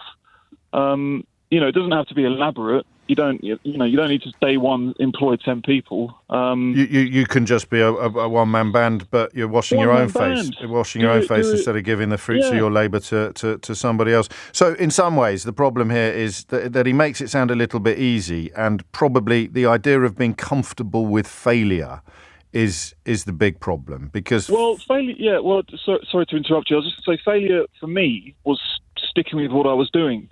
In my mind, but what if you'd set up? Well, you'd have been all right, but you'd have been even more unhappy because you'd have had a glimpse of the greener grass on the other side, and then it had withered and died, and the business didn't work, and you're back to what you were doing before. It's very, very scary. When people have got rents, mortgages, which most people have. Well, for sure. Yes. And that's just the start of people's bills. That's before you get onto council tax, food. The list goes on. It's very, very expensive to live. But what my advice to people would be smart. Don't just quit your job and think you're going to get paid day one. The other thing about we need to clarify that. I mean, it is do not take the Prime Minister's advice and give up the security of a regular paycheck. I'd take his advice in believing in yourself. For sure. I think that's definitely a point there. But in terms of how you do it, just be smart. I think when you start your own business, money doesn't come in day one. When you're doing your own thing, you might wait, depending on who you're working for, you might wait a month or 2 months from after doing the job to getting paid, and that really interrupts your cash flow. That's another thing to think about. But if you have a plan and you're smart about how you do it, it can be done. So I like your attitude. I think that's an important call because I speak a lot on this programme about people who've been raised to know their place, and that can be an incredibly restrictive worldview and a tragic one. It's a cousin of deference, isn't it? It's a cousin of cap doffing. So just because you are you doesn't mean you shouldn't think about setting up your own business. But of course, because you are you and not Rishi Sunak, you would probably not be able to do it by giving up your regular job, by giving up the security of a regular paycheck. But yeah, I think you're in the middle ground, and it's important to recognise that for an awful lot of people, it would be a life-changing experience to be master or mistress of their own destiny. 11:42 is the time. We go back to the homeless shelter, don't we? Because we don't know how that lad ended up there. But I wonder whether Rishi Sunak would tell him, as he is trying to find somewhere outside to sleep tonight, would Rishi Sunak hold him up as an example of someone who was comfortable with failure? Tina's in Bourne End. Tina, what would you like to say?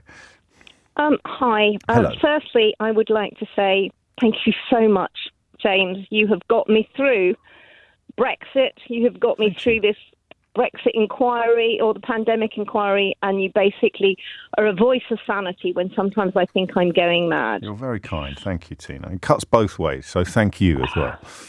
And I'm coming to your book launch next week. But Fantastic. Anyway, the reason why I phoned is I've never phoned you before. I wanted to, but I've never phoned. But I was so angry when I heard what he said yesterday. The phrase tone deaf comes to mind. Yes. And I think what has been obvious when we've been listening to the inquiry about the pandemic and about this government is that they do not have a clue. I live in a very affluent area. My children have had huge opportunities. I'm very lucky. They went to grammar schools. They both went to universities. They both have good jobs. I had my youngest phone me up in tears even though she knows that she's incredibly lucky and has a job and is doing really well, because she, unlike a lot of her friends, doesn't have a parent that can afford to buy her a house in London, cannot give her an internship, cannot give her access. She can't take the job she wants because, Mum, I can't afford to do something I love because I have to pay the rent, because I need a job, and because and she wasn't blaming me, but I felt the blame. Yeah. She said, Mum, I can't just give up. I can't afford my rent otherwise. I can't afford to live. She says, I have a really good job. I have £50 after I've paid my rent for the rest of the month to live. And this is my child who's got a first from university, from a red brick university. And she has parents who are not broke, who can give her stuff. And she's had opportunities. These kids are struggling against a system that they cannot beat. And I work in the arts as well. And there you have a community of kids who have infinite belief in themselves, who are creating work that supports the society, who are constantly living on nothing. They have no access to art. And increasingly, the access to the arts is not based on talent or ability, but is based on the fact that their parents can pay for their fees. And when I think about what that's happening, there would be people like Mark Rylance and God knows how many other people that could not get into the arts, Eddie Marsan, all these other people, because they cannot afford the fees. It's very true. It breaks my heart. It breaks my heart as well, as I'm sure you know, and it does actually tally with what he was saying yesterday. It's the value that they put on things, and talking about we need the right people, maths, but it's incredibly tone deaf, because the society benefits from culture in ways that are immeasurable and uncountable, and yet this lot seem to have a problem, A, with learning for learning's sake, and B, with culture, certainly with subsidising culture and helping people from backgrounds that aren't incredibly moneyed to get into businesses where they will flourish and succeed and make money, but they won't get into them without some start at the beginning. Has it been a shock to you as your daughter got older? Because if I were to defend very, very mildly Rishi Sunak, I would point out that the world has changed since he was leaving school or since he was leaving university. And there were more things in reach for more people when I left university 25 years ago than there are now. And so sometimes I make the mistake of talking as if for someone who's 26 now, it's a bit like it was for me when I was 26. Do you see what I mean? Has it taken your daughter's experience for you to realise how big this gap has got? I think, definitely. Yeah. My husband and I, when I gave up my job, I was lucky enough to be able to give up my job. I devoted myself to my kids. I gave them everything that they could have within our purview. But the most important thing for me was education, because I was lucky enough. I got pulled out of a school in East Acton. I used to say bread and butter. Yeah. There's nothing wrong with that. I had a headmaster that, dragged me out by the scruff of my neck, and I got sent to Godolphin and Latimer. I was very lucky. I was at school with, Hugh Grant, Samantha Bond, and Nigella Lawson. I had my eyes open to the fact. And why shouldn't everybody? So you're like me on that. It's conscious of luck and serendipity, but also of the path not taken. The Tina who didn't get that opportunity, who didn't get that luck. And Sunak seems very comfortable speaking only to people on the right side of inequality. I think that's probably the best way of putting it. Because if you're on the wrong side of inequality, the idea of giving up the security of a regular paycheck and being comfortable with failure is absolutely bonkers. If I read you something, I read you 4 lines of a story, I wonder if you'll be able to spot the elements of this story that explain my interest in it. All right? So, a film charting the life of Tony DeVee, one of dance music's biggest names, will be premiered in Birmingham later. This is a story from earlier in the week on BBC West Midlands. Have you spotted it yet? Or part of the screening of Don't Ever Stop takes place at the Midlands Arts Centre in Cannon Hill Park. London premiere was last night, by the way. Born in Kidderminster, Devi made his name at the Nightingale Club in Birmingham in the late 1980s and then went on to DJ at iconic clubs like London's Heaven. And this film is very special for a whole heap of reasons that we will now explore. Firstly, with Tony's sister Jane Parks, who I should say is a great friend of mine, and I also had the enormous privilege of dancing to Tony at Heaven back in what the kids like to call the day. This is bonkers.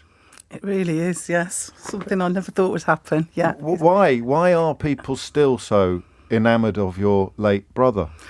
I genuinely really don't know. It's just...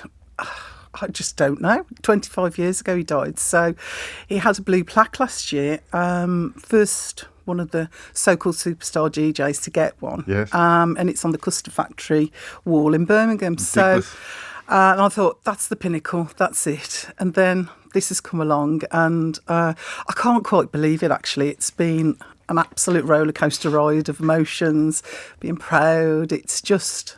been a wonderful experience. Tell me about the first time you saw the film. Tell me. Well, I didn't see it before. I could have done, but I saw it on Monday with everyone else. So, to be fair, we cried all the way through, basically.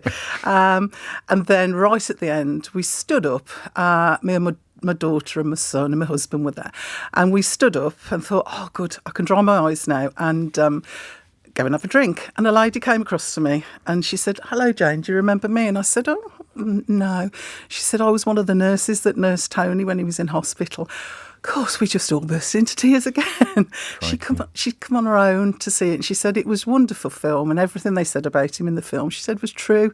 He was a lovely man. So that really made my night on Monday at the premiere. I bet it did. Because, I mean, for a DJ, it was an odd way to actually have connections with people beyond the dance floor. I don't know how he did that. I don't know how people felt they knew him. Yeah.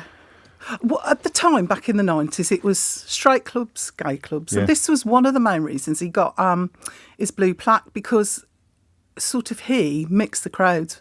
Yeah. The gay and straight crowds mixed then, because he was a openly gay DJ playing in the straight clubs. So the gay people went to the straight clubs and it mixed. All of a sudden in the 90s, it mixed. And I don't think he was aware that he did that, but he really did do that. And so I think that's He did it for me before I knew he was from Kidderminster and before I knew you as well. So, Yes. I mean, completely independently of any personal connections. It's the first time I went to a gay club. Yeah, you went to Trade, Heaven. didn't you? Oh, I went to Yes. Trade as well, Yes, of course. Yes, yeah. Oh, those were the days. Let's have a little listen to a trailer for the film, and then we'll speak to Stuart Pollitt, who directed it. You would know Tony in the first record. It was like a magic happened. The most, to me, electrified DJ that has ever walked the planet. Are we fans of Tony DeVay? We are top boys. He is the man. He's the God. We worship him. I would be in the DJ booth and God love him, he never told me to off. He was a young kid. Yeah, I thought to myself, yeah, this kid's got talent. And Tony took a shine to him. We were just mad about the music, mad about Tony. He created a kind of mood, a sound, almost a movement. You knew when he was on because it would go into overdrive. I can feel that in my spine. Stuart Pollitt, you directed this documentary. Why you weren't there, were you? You look far too young. Not quite, James. I was aware of Tony. I wasn't old enough to actually get into the various clubs that you're talking about. Neither was my co-producer Phil, but he was a huge fan of that scene, and he tells a story from the early 2000s where he was in a club and they played records from Tony, and there were these stories going around about this sort of mythical DJ who was on the cusp of becoming the biggest in the world and then died. Yeah. And there was also this story about his mentor, someone who he helped, called Fergie, who was then one of the biggest DJs in the UK in this point in the early 2000s. And there was this story about the two of them that my co-producer was told 20 years ago and always had in his mind as something that would make a film. And we, having worked for the BBC for a long time as staff, we set up our own company 4 or 5 years ago, which, amongst other things, does give you the freedom to explore stories that you want to tell. And so we worked on this and built up the contacts, thankfully, through Jane, to try and develop that story. And Fergie was really keen to talk about what happened with Tony and how their relationship sort of changed and developed, and produced for us what I think is really amazing sort of human story beyond the music and the scene and everything like that. It's a story of two people, two different generations helping each other. What's the plan for the film? What are you hoping will happen next? So we've had some really good receptions at both the premieres this week, or both of them sold out. Hugely positive reaction. We've got a couple of screenings in Birmingham next week as well.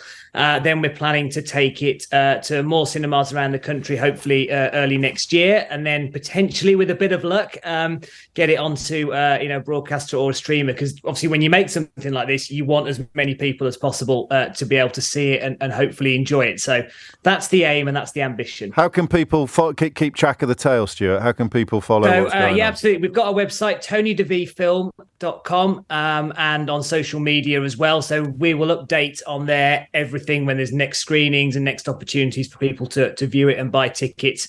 So if they can log on to the website or follow us on social media at Tony DeVee Film. Top man. And of course, the V is spelt VIT, which any former ravers will not need me to point out, that people coming to it a little newer may need it. Stuart, thank you. And good luck and congratulations. Don't ever stop. It's just growing now. The story's only just started. Briefly, Jane, how did he get into DJing? Because, I was in my bedroom in Kidderminster at about the same time, and I certainly wasn't doing any DJing. Well, he started when he was at school, really. He just had a mobile disco. Go around Kidderminster doing weddings and stuff. He didn't do the roller disco, did he? Ever up near Wire Glades? Might have done. Oh no, I think he was a bit old for that. And he just had a proper so when gift. he came out as gay, he moved to Birmingham, really. So he then got a residency at the Nightingale, which was the big gay club in Birmingham.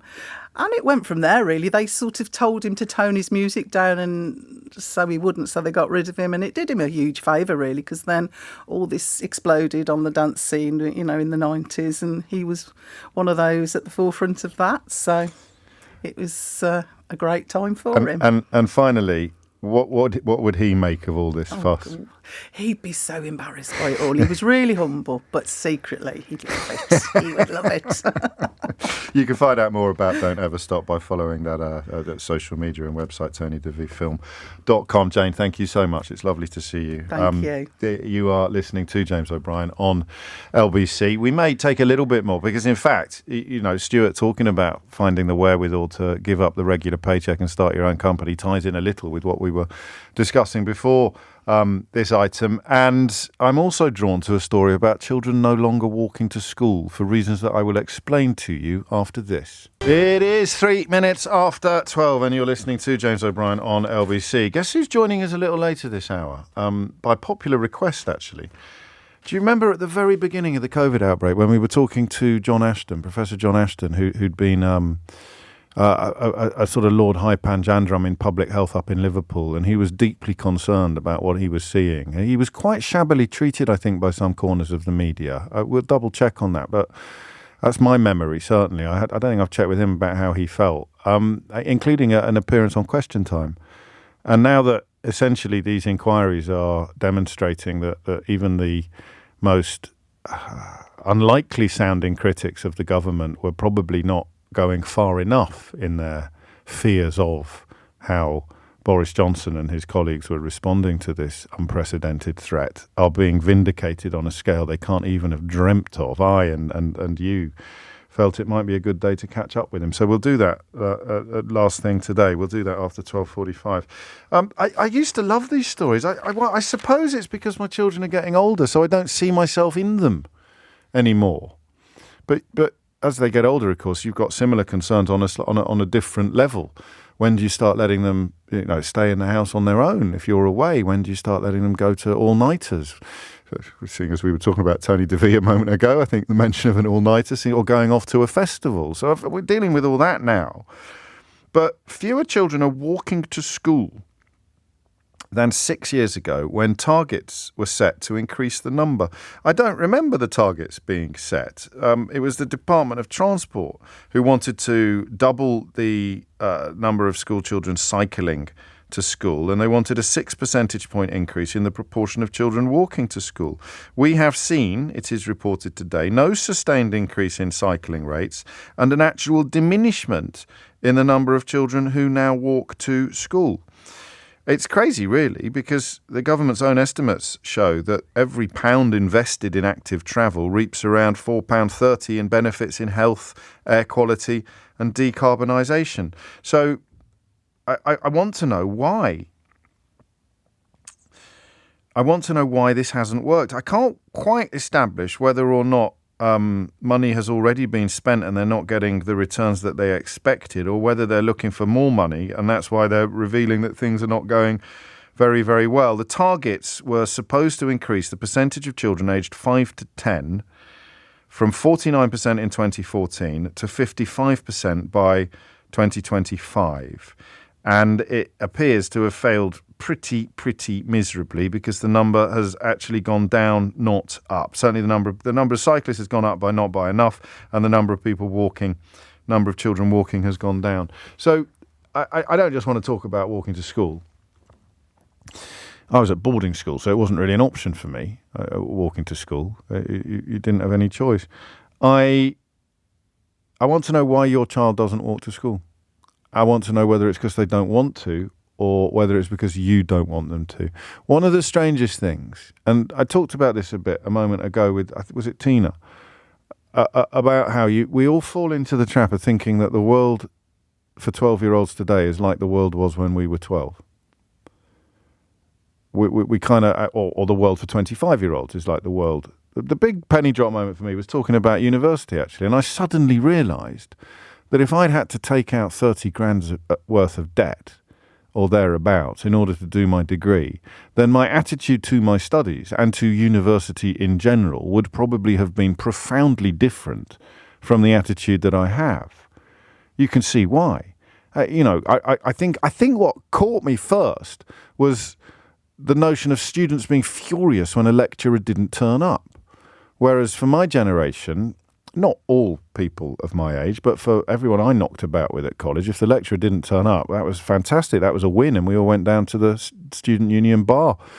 But if you were paying thousands and thousands of pounds that you were likely or possibly going to have to pay back at some point in the future, you'd have a very different relationship with education. You'd have a very different relationship with the institution. And yet, we all kind of know that freedom and independence are really, really healthy. We all know that the best way to minimize anxiety is exposure. If you're frightened of the outside world, the best way to become less frightened is to be out in it a lot. In it. And that's why we end up as parents almost in a state of cognitive dissonance. We called it helicopter parenting, didn't we? Or cotton wool parenting. And the idea that you don't allow your children a fraction of the freedoms that you had as a child. And it doesn't necessarily make sense. There's way more cars on the road than there was when I was growing up in the 1970s, but not that many more than there were perhaps in the noughties or the 90s. So every generation of parents seems to, since the 1970s or the 1980s, every generation of parents seems to dial down the amount of freedom that they allow their own children. So, I don't know, latchkey kids, how much free? Yeah, so it peaked, I guess, in the 70s. Prior to that, there wasn't that much concern. Children would disappear for hours on end during the school holidays. They'd be expected to make their own way to and from school because there was no alternative. It was, depending on which decade you look at, there'd either be no car or one car. And Dad had that to get to himself to work and back. So, there was no alternative to walking or cycling to school. Schools have got further away from homes, probably, on a greater scale. But there are going to be other answers to these questions. So the little question is, why doesn't your child walk to school? All right, 0345 606 0973. And does it actually really annoy you or upset you, but you feel that is the way things have to be? Hit the numbers now, you will get through. The second question is the big one. And that is, why do we give our children fewer freedoms than we had ourselves? Why do we do that? 24-hour news? How much did things change with the Madeleine McCann story? I remember when I was covering the Madeleine McCann story, only on here, not as a proper journalist, like, you know, out in Portugal or something like that. When we were talking about the Madeleine McCann story here, I took loads of calls from people about what things were like 10, 20, 30 years previously. And the one that always stayed with me was the one about holiday camps. Because if you were staying in a holiday camp, you would tie something to the door handle of your chalet that alerted everybody else to the fact that your child was sleeping in the chalet. So when you went for dinner, if a child was crying, you'd tell the DJ, although not a DJ in the Tony DeVito, or the MC, you'd say there's a child crying in Chalet 14, and they would, like, you know, like in Heidi High, they go ding, ding, ding, there is a child crying in Chalet 14, would say Gladys Pugh, ding, ding, ding, Heidi High. And then you'd go off and deal with your own child. And if you set that against the sort of low-level paranoia that all parents feel now, you probably find that hard to believe. You're going to have to check with your nan if she ever went to Butlins. But that was not even questionable behaviour. That was completely normal behaviour. So what's changed? Why do you give your child measurably and considerably less freedom than your mum and dad gave you, or your carer or mum or dad gave you? 0345 6060 973 is the number you need. You may not even have thought about it. I'll give you a couple of minutes to think about it in a second. And then you've got the other possibility that you're pretty good at this. In some ways, I'm really interested in talking to you as well. You really do make an effort to give your children space and freedom, to put them in scenarios where they will develop perhaps resilience or independence is a better word, isn't it? How does that go down with other parents? I mean, what if your child is the only child that's allowed to walk to school? How does that go down with other parents? Do they think you're irresponsible? Do they think you're outrageous? Are they jealous? I mean, how does it work? How does it work? And, I mean, as if that's not enough to get us going, do you think your parents were too cautious with you when you were younger? This is, I presume, going to be confined to people in their 20s and possibly 30s. But that looking at when this phenomenon seems to have taken hold, do you look back and think possibly part of the reason that you're a little bit anxious, a little bit more anxious than you want to be, or a little bit more uncomfortable in some situations than you want to be, is because your parents were so closely protective of you when you were little? I never walked to school. God, no. So when you went away to work or you went away to college, it was really, really traumatic because you'd never had that level of independence before. I don't know. There's loads of possibilities there, and you can pick all or any of them. 0345 6060 973. I hope this is a joke rather than an application for Idiot's Corner. The award for the most offensive. Oh, I see. Yes, the way that whenever I do a Welsh accent, I thought you'd written West Indian accent instead of Welsh Indian. It was Welsh. It was Gladys Pugh from Heidi High, obviously, but not obviously at all. That's the problem, isn't it? What do you use as an explanation for the fact that you know that children benefit from independence and freedom, but you're not giving your children anything like as much as you got yourself? 0345 6060 973 is the number to call. And of course, a lot of them will be on the bus because the bus is free. Well, I say it's free. I don't know how many times you've had to replace your children's Oyster card after that. It's not free when you're moving into replacement territory. Hey, remind me next time the mayor comes in. Because I told him he should have allowed the free children's bus pass, the Oyster card the children get. He should have introduced technology to let them load it up on their phones, and then they'd never be able to lose it, unless they lost their phone, which happens much less often than losing the card. And nothing happened. I forgot to follow that up. I'll get the hang of this one day. 18 minutes after 12 is the time. You're listening to, well, you know you are. Children don't walk to school, which is a simple, relatively low-level question. Why not? It's going down in the last 6 years. But why do we generally afford less freedom to our own children than we received ourselves, despite the fact that in our bones we know that it's a good thing? Owen is in Ladbroke Grove. Owen, what would you like to say? Hi, James. How you doing? Very well. Nah, my child is 18 this year, never taken a bus to school in his life. How does he get there? I drop him where his mum drops him. His mum took basically the first 12 years out of her life to drop him to school and look after him and stuff like that. She was still doing part-time work. But it's too dangerous, James, too dangerous. I've got three younger boys. They're all at 18 to 21. And the older two have all been, well, one has been robbed twice for his phone. The other one he just keeps his phone in his pocket, but he's been accosted like, give me your phone. But one of my sons, they took his phones twice. I'm such a doofus, Owen, because it depends largely on where you live, doesn't it? So 100%. I know Ladbroke Grove well. I used to live there myself, and I'm actually Harlesden, northwest. So you're up the Harrow Road, up the other end of the Harrow Road. Yeah, correct. Yeah. So there's a lot of trouble around there. And the question of whether you let your boys walk to school together is going to be informed by the trouble, not informed by slightly more vague or abstract fears of unspecified threat. It's a specified threat. How does he feel about it? Does he bridle at all? Does he feel, because most of his mates are not going to be getting that chauffeur service? No, he in the beginning it wasn't a challenge, because obviously to make him aware of the safety reasons behind it. But after a while, he just loved it. He just didn't have to walk to school.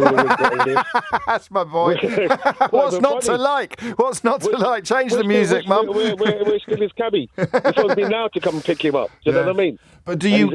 But But then he's going to have a bit. I mean, once the strings are cut, then he's going to have a bit of a culture shock. Don't get me wrong.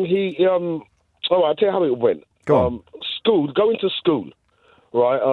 Back when he was going to school and all of that. Yeah. You've got a lot of elements, because you've got people meeting up that don't see each other every day like that. They only see at school. So you've got the boys that want to show off, the guys that just hang around, and then those that just want to fit in. So you've got all those elements going to school. Then you're going to see one person walking to school by himself, and then, that happens. Yes, of course. So out of school, when school's finished, half of those elements do not mix, so they don't behave like that. Okay. So when he's out of school and he's with his people and his friends, it's totally safe. Comfort zone. 100%. But it's for more peace of mind for myself. Well, I was about to say you're quite hands-on about this, and you're heavily engaged, partly because of the experiences of your older boys, and you've been keen not to see them replicated with your and I know the area, and obviously I've been there and seen it all. Yes. And so he has got independence, but only in the circumstances when these sort of many years ago, I spoke to Nick one time. I think it was about over 20 odd years ago. Yeah. When one of the first stabbings was in Harlesden. It actually happened out my front door. Oh wow! Literally outside my front door step. Focuses. And my son questioned the boys. Like, he asked me, "What are those boys up to?" And I said, "Nah, don't worry about them. They're just local kids." Just messing. By the time we got in the front door, the kid was stabbed right in front of my front door. Yeah. Literally. You're not going to get over that in a hurry, are you? No, not at all. About that. So I think it's little things like that, and it's peace of mind. Just drop them to school, pick them up. I don't know. So I think it's just the way it is. Well, yeah, it is. And final question. Presumably, it puts them in quite a small minority. Most of the other people going to and from school would have been making their own way, for good or for ill. Of course. Yeah. Well, you're lucky then, in a way, and you and your wife, you and his mum are lucky that the option was there, albeit that you clearly made sacrifices in order to create that option. Sometimes thank you, Owen. Sometimes I'm just as daft as a brush. I'm reading about a lovely message comparing rural Derbyshire to Cheshire on what it's like for walking to school. But of course, if you're in an area where gangs are active, then you've got a completely different set of questions in front of you than you have than if you're in an area where they're not. Emily's in Tottenham. Emily, what would you like to say? Hi. Hello. Well, Tottenham, lots of gangs, lots of people, undesirables walking around. I'm a mum of 8-year-old boys. I thought a mum of 8 then. Go on. No, but I'm a mum of 8-year-old twin boys, and I'm on my own with them. We've spoken about this before. Yes. I give them a little bit of freedom.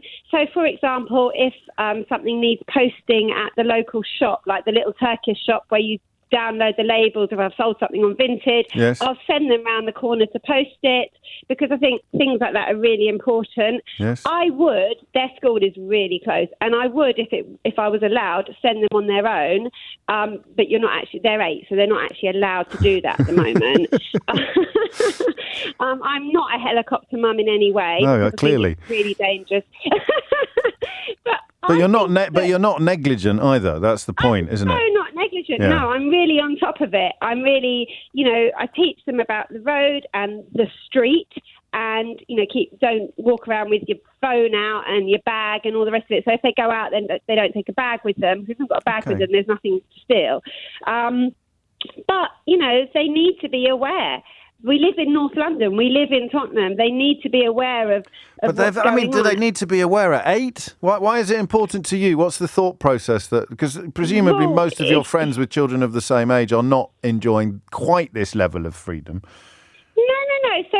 So we've got friends who. So the other day, my friend sent her daughter, who's 9. So she's only just 9. She sent her daughter to us to drop off some veg for us because they were going away for the weekend and she didn't want the veg to go off. So she said, right, she's left the house, and I text her 2 minutes later. She's just turned up. She stayed and played with my boys for 5 minutes, and then I text her mum and said she's gone, and she texted me she's back. So they only have one road to cross, and there's a zebra crossing. And they're learning skills that are actually important. You can't just, All right, here's the thing. So there'll be people listening to this who are nodding along and going, yeah, that's fine, that's great. Yeah. But, and then when they're older, listen, I'm going to have a completely different approach because right now they're not a target. When they're 12, 13. I see. Oh, okay. Well, that's a whole... skills that they're picking up now. Listen, my boys eat vegetables and fruit like it's coming out of their ears. When they're 13, they're going to want to live at the chicken shop. But they'll come back round to what I'm instilling in them now. Wow. I'm aware that, So I'm aware they're going to go off and do really naughty, dangerous things. But everything I'm doing now, they'll come back round to it. They'll do that loop when they're, I don't know when, maybe it's 20, 21, I don't know. No, I love that. It's just about instilling little things. So the other day, my friend was at the park at the top of the road. We'd been out all morning. They wanted to go. So I said, go on, she's at the top of the road. I could just see she was waving a Sainsbury's bag. Yeah. And I could just see. I said, off you go. And she texted me, they're here. Right. And so do you see what I mean? It's just about giving them a little bit of I'd see freedom. exactly what you mean, and you're making a really perfect case for it. And of course, you've absolutely diffused any sort of question of negligence because you've actually thought about it more than people who are kicking their children under lock and key. But hang on, I've got to get a word in edgeways, Emily, please. But some people will be thinking about the 1 in a million chance. They think, well, it's all very well this, but so how do you silence the voice that talks? It's 1 in a million. Well, there it is. It's 1 in a million. I mean, I could get knocked over myself, or I could get robbed myself. It's just, and we hear about stuff constantly all the time. We didn't hear about it so much when you and I were growing up. No. We have a 24-hour news cycle. So now I go on my phone, I'm looking on my WhatsApp. Yeah. I can see lots of missing children. People are putting this missing children, that missing children. There's no more or less missing children than there was when we were growing up. It's just that we're hearing about it more often because everybody, and I mean everybody, has access to promoting Matrix constantly plugged into them. Well, there's definitely something in that, and I mean you're obviously right in your attitude, but I also completely understand why people get their head turned by the proliferation of information. Emily, thank you. That's really helpful. So the reason why I mentioned why bus passes were free in London for school children is because a couple of texts were sort of not necessarily in a passive aggressive way, but were insisting that I say that as if I'd forgotten or didn't know. So I mentioned that passes, and now I've got a bunch of texts saying, "Well, it's only free in London.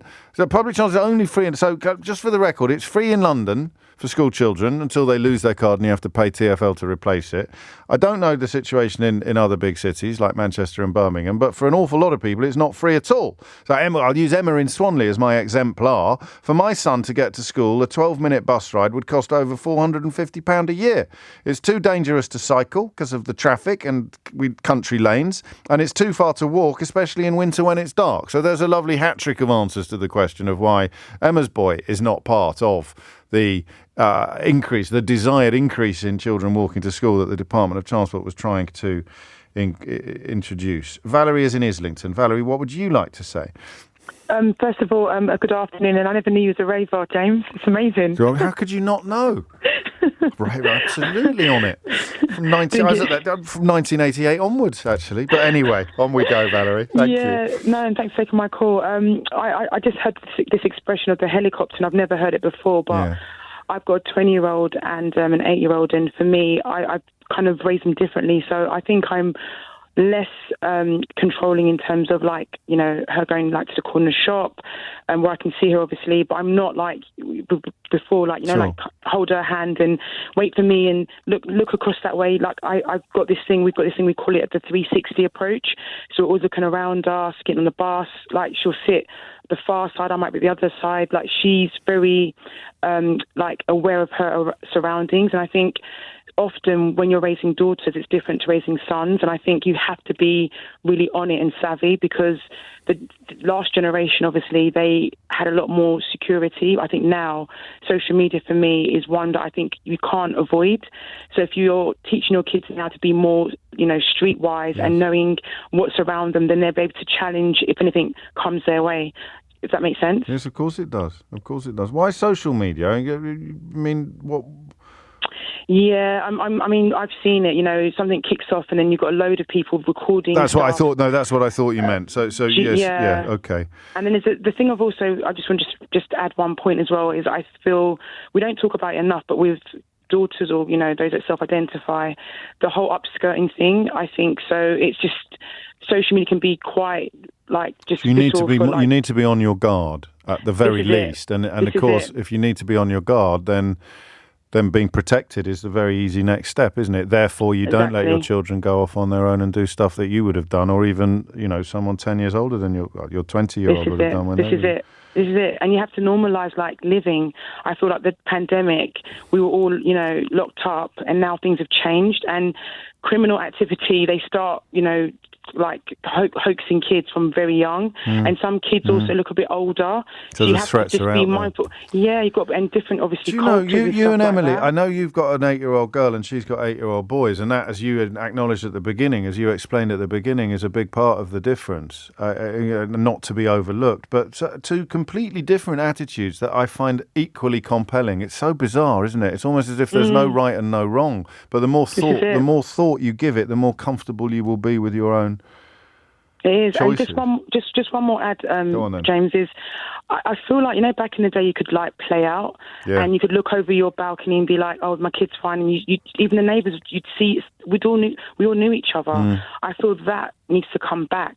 I think now kids are not even allowed to like walk down, you know, and put rubbish in the chute. Like it's bizarre, and I think we need to go back to that, and then our kids won't be so like even frightened or fearful that they'll own. I mean, the streets are our streets. This is always my expression. Yes. And I think you should know your neighbour, know Ali in the sweet shop down the road, know where the post box is. This is all about like those kind of skills that we need going forward. When you get older, you're more savvy on it as well. Well, very nicely put. And I think a lot of that, certainly back in the day, was cars, because you'd know people, because you'd be coming in and out, particularly with children and school runs and pushchairs, you'd be coming in and out of the house and you'd meet your neighbours a lot more. But now you only walk from the house to the car quite often, and not everywhere, but in some places, and there'll be other reasons in different areas. 12:32 is the time. Tim Humphrey has your headlines. It's 12:36. You're listening to James O'Brien on LBC. The decline in children walking to school and much broader issues, as the callers have done a much better job than me of drawing them out this hour, of why the amount of freedom parents afford to their children changes with the generation. Zach's in Thurrock. Zach, what would you like to say? I think times have changed, James, since the 90s and the 2000s. Why? Why though? Well, I think out there it's a lot more. It's not as safe as it used to be. If you've got a boy, and there is any sort of gang activity or knife crime in that neck of the woods, then you're going to have a different attitude from what our parents had. Yes, 100%. It's not that as well. I think the kids now, they're not as tough as they used to be. I think we could leave them outside for a couple. Well, I used to go out all the time, play football in the park for 6-7 hours. Mum and Dad, they'd know where I was, but they weren't there all the time, and they'd have to come get us sometimes because it was raining really, really bad. But I think kids now, they're not as strong, and also the culture out there. A lot of knife crime out there, a lot of robberies going on. I've got an 18-year-old, and even to this day, when he goes out on a night out with his university lot, I get worried quite a bit, and I'm still awake when he gets home, wondering if he's going to be okay. I used to live in inner London, where I was brought up, and in the 90s and the 2000s, and if incidents did occur, it wouldn't jump up to knife crime, and knives wouldn't be involved. you'd have maybe a little bit of a tear up or whatnot, and you go your separate ways. But now you've got knife crime, you've got robberies, especially in London. It's funny, I moved out I thought, to Essex go on. for a reason. Yes, I moved for back to safety. Essex for a reason. For safety, actually. For safety for my son. Just to move out that way. And has it worked? Yeah, it has worked. Because ironically, I've got a really good relationship with my son. I was speaking to him, and I said to him, I'm surprised that he's not been approached in his, let's say, from 12 years on to now, and someone asking for his phone. He's never had that where we are. And he almost guaranteed that he would have done if you'd stayed in Central, if you'd stayed in town. 100% in East London, South East London. It's just a change. It's a change. And it got to the stage where I think I am over-controlling to a certain extent. When he was 17 years old, I got him a car and I said, look, you need to pass the test so you can drive to university. God, jackpot. That's over-controlling or over-generous. I don't know. However, he failed his driving test. So he finishes uni. So you got him a car before he sat his driving test? Yes. Fantastic dadding that, Zach. Yes. Right, so he finishes uni, he then goes to gym. He's at the gym till 8 o'clock, 9 o'clock, and it's dark now. And I've got his mum saying, you need to go get him. It's too dark to walk home now. So you've made a rod for your own back. Yeah, exactly. But look, I totally understand why people are doing it now. Especially if I've got one child, and if anything was to happen, I would just absolutely heartbroken. Well, that's true. That's true of all of us, and that is the large subconscious drive for a lot of these decisions, a lot of these thoughts. But as Emily said, it's 1 in a million. I mean, some of the stuff we've talked about isn't 1 in a million, but there's a message here from. I can't see who it's from. Just bear with me, and it talks about Madeleine McCann, the Moors murders, Soham. Those are all, for want of a slightly less glib phrase, that's from Helen, they are all 1 in a million things. It's odd to let them influence your decisions, but of course knife crime and street crime are not 1 in a million things, far from it. This is a helpful text, although I don't think it will cut the mustard with Helen. Reports state that taking a population increase into account, missing persons reports have dropped by about 40% since 1997. Because of internet and social media, people are more alert, people are more easily found. So it might sound like loads are missing because you see so much about people missing, but it's the messages that have increased, not the actual disappearances. You wouldn't have known about it previously, and then the figures have dropped massively since the 60s and 70s. So statistically, it was worse when we were kids. And in a sense, we were blissfully unaware. But 96% of children are runaways, 0.1% due to strangers. So, 0.1%. But there it is. You still worry about it, I think. 12:40 is the time.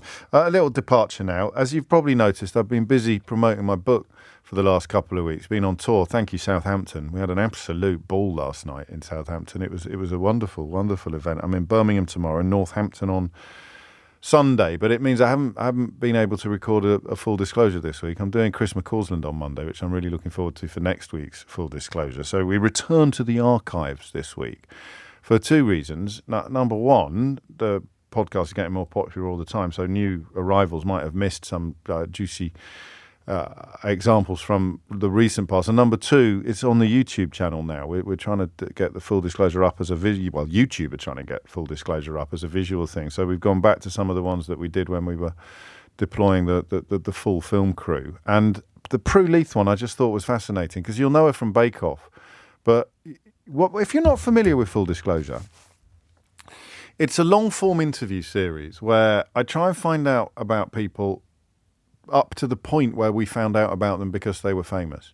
It doesn't stop with the minute they got their first record deal or their first TV show or their first trip into space. Actually, it kind of did stop with Tim Peake when he got his first trip into space, to be honest with you. But I'm just interested in the stuff that we don't know about them. It's not record-breaking or earth-shattering or new. Lots of other interviewers but it's just what interests me most. And it's hard to think of anyone from the Full Disclosure archive who had a more surprisingly interesting backstory than Prue Leith. I went to the Cordon Bleu, did an advanced course there, and then I just started to cook people's dinners, sort of running around London with a basket of ingredients in one. And word of mouth, relying on word of mouth, and a few Yes, women mostly posh women in Belgravia and Holland Park and places, who would hire me to do their dinner parties. Right. And then they pretend they'd done it themselves? Occasionally. Okay, yes. And were other people doing that, or had you found a... No, there were other people doing that. And I got my first job because somebody rang up the Cordon Bleu when I was there. Okay. And asked, because the teachers used to often cook for people's dinners in the evening. Quite a lot of the teachers made extra money by chefing at night. And so they didn't have a chef. So they sent a couple of us, two students who they thought were quite good students.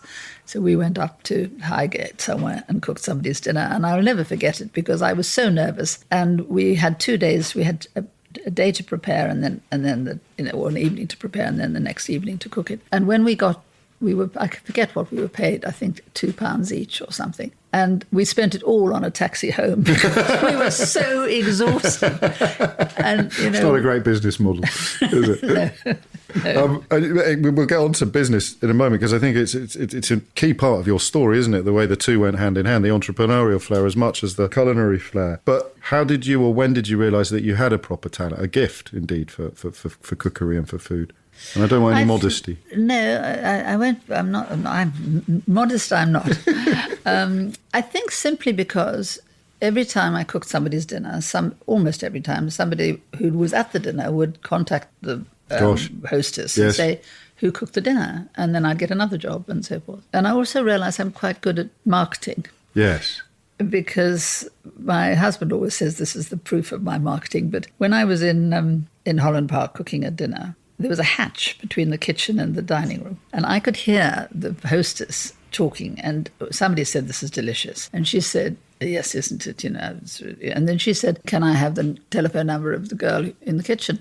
And she said, oh, no, she's just there for the washing up. She said, I always do my own cooking. Oh, fantastic. And I wanted to fling the doors out, open the hatch and say, hey, it was me. But I didn't. But what I did do is I put my little business card into every pocket of all the guests in the hall. Oh, really? In the coats hanging up, you see.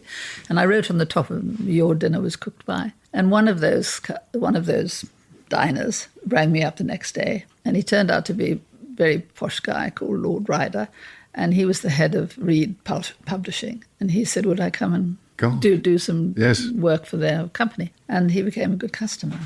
Lovely stuff. And the background and the childhood in South Africa is even more interesting, actually. I think I'm allowed to say that. So you can download Full Disclosure wherever you get your... Well, Global Play is probably the best place to get it, where you can also, of course, download this programme or listen to this programme with a full rewind function where you are in control. 12:48 is the time. I don't have guests by popular demand very often. Although, to be fair, among the people asking me to get John Ashton back on the show was John Ashton. So there's popular demand and then there's really popular demand. You may remember him from appearances on this programme and many others in the early days of the COVID pandemic. If you don't, here's a little reminder. Should Boris Johnson have gone further yesterday? Yes, he should. I mean, what we've seen is a Prime Minister who was absent on his watch. I mean, he should have convened COBRA early on. He should have got a grip on it with the Chief Medical Officer and public health advisors, and he didn't do that. And we've lost 5-6 weeks now. I think it's interesting that the amount of testing that's being carried out is very, very little, and they're reducing that. They haven't built up the capacity for testing. They said they're doing 2,000 a day. They can't test everyone. They need to be for critical situations. But this is what Patrick Vallon's saying. It's neither sensible nor necessary to test everyone. No, well, what's come out from places that have begun to get on top of this is doing a lot of testing, a lot of proactive segregation and quarantining. That's just one example of John saying things that are now, in the context of the COVID-19 inquiry, becoming, pretty close to irrefutable. He was, of course, a director of public health for the Northwest and has subsequently written a book called Blinded by Corona, which contains some telling examples of the sort of reception that he received at that time from many people in positions of authority. On Question Time, Fiona Bruce said, John, you are a reasonably lone voice on the panel. I'm not passing judgment. I'm glad John is not leading our response, said Dr. Claire Gerarda, who was head of the College of GPs and has subsequently been put in the House of Lords. Stephen Barclay said he, as in John, is at odds with the leading scientists of the UK.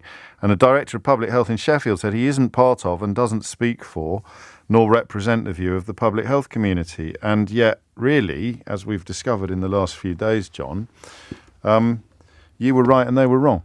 And it gives me no pleasure. I'm sure it doesn't. It was obvious from very early on to myself, and it was to other public health colleagues who had an understanding of the history of pandemics, that we were facing into the abyss and that we really needed to take concerted action. But there was failure on so many fronts. I mean, as we've seen in the last few weeks, it centres around the incompetence of the Prime Minister and other ministers. But there was, as so often happens with disasters, there was a convergence of factors. You know, the public health system had been allowed to run down. There'd been big cuts in the staff in public health and the money, and the local public health was neglected. They'd centralised public health under Duncan Selby at Public Health England. And then you had people like the chief scientist, Patrick Vallance, calling for herd immunity, letting the virus run, and ministers saying, let it run hot. Old people don't matter, all that stuff. I was trying to point it out. And there were concerted efforts made to get me shut up. I mean, the Conservative Friends of Israel dug up a comment I'd made in 2014 when the Israel Defence Force had bombed a school in Gaza and accused me of anti-Semitism and demanded that the BBC should stop me from being on the media, which is it's very strange. And quite, I imagine, for someone who hadn't really put their head above the parapet in some ways before, just through opportunity. Not. I'm not suggesting for a moment that you're shy of putting your head above the parapet, but I suspect you were quite bruised by it all, were you? I was very bruised, and I was reported to the GMC at one point. I was accused of behaving unprofessionally, not least by Claire Gerarda, who accused me of being basically incompetent, and others who had the same attitude. We had. Things came out like Dame Sally Davis had been chief medical officer during the Cygnus test run in 2016, and had said at the time, there were so many dead bodies, we'd run out of body bags, but she didn't do anything about it, even though she was chief medical officer. Presumably it all felt a little bit surreal at the time, because in your own mind, all you're doing is pushing an alarm bell. All you're doing really is shouting from the rooftops, we must do more, and pointing out what's not being done. And the forces that, not forever, because fairly quickly the scale of the catastrophe became clear, and the conversation moved on inevitably. But the forces that were pushing back against you must have been quite hard to understand. It was very hard, and particularly because I had the comparison of what was happening in Bahrain, where they'd taken me out after those first people were brought back from Wuhan to be quarantined at Arrow Park. And I did an interview for Sky on the 2nd of February 2020. And Bahrain asked me to come out and criticise what they were going to do. And they were amazing. They did everything I said. And they performed really well.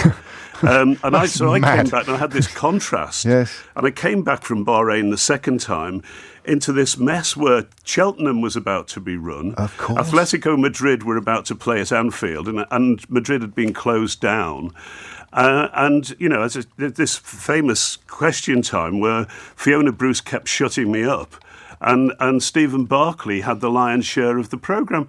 I felt so frustrated, and the frustration came across. I had one colleague phoned up and said she thought I was drunk.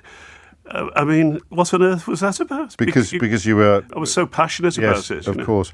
I think it's in Mark, isn't it? A prophet is not without honour except in his own country. This is the fate you suffered. So I'm glad you stressed at the outset that there's no pleasure whatsoever in vindication. I presume you'd rather have been proved wrong in a way, and that things turned out not to be anywhere near as bad as you said they were going to be. I would love to have been proved wrong. But the issue was those critical few weeks from the beginning of March right up to when the emergency was declared in the last week in March, when action should have been taken 3 or 4 weeks earlier, and that would have saved tens of thousands of lives. And all the other stuff that followed since, I mean, the criticism about the lockdown, but the lockdown had become essential by then. Yes, of course. If they'd been more effective earlier on, we wouldn't have needed to lock down in the same way. And that's not really being said at the moment, but hopefully it'll be picked up in the inquiry. Yes, indeed. They're not calling you, as it stands. No, I have not been called to the inquiry, which I find bizarre as well. Yes. Well, I'm glad you're here. How closely have you been watching it all? I'm reading it on a daily basis in the newspaper. And can I ask what your emotional reaction is to it, even before your intellectual one? Emotionally, I feel this profound regret at the fact that our public health system, which was for over 100 years the pride of internationally for public health, it was the gold standard, was not up to it on the day, and that the Prime Minister, who was incompetent, wasn't challenged by those who should have challenged him.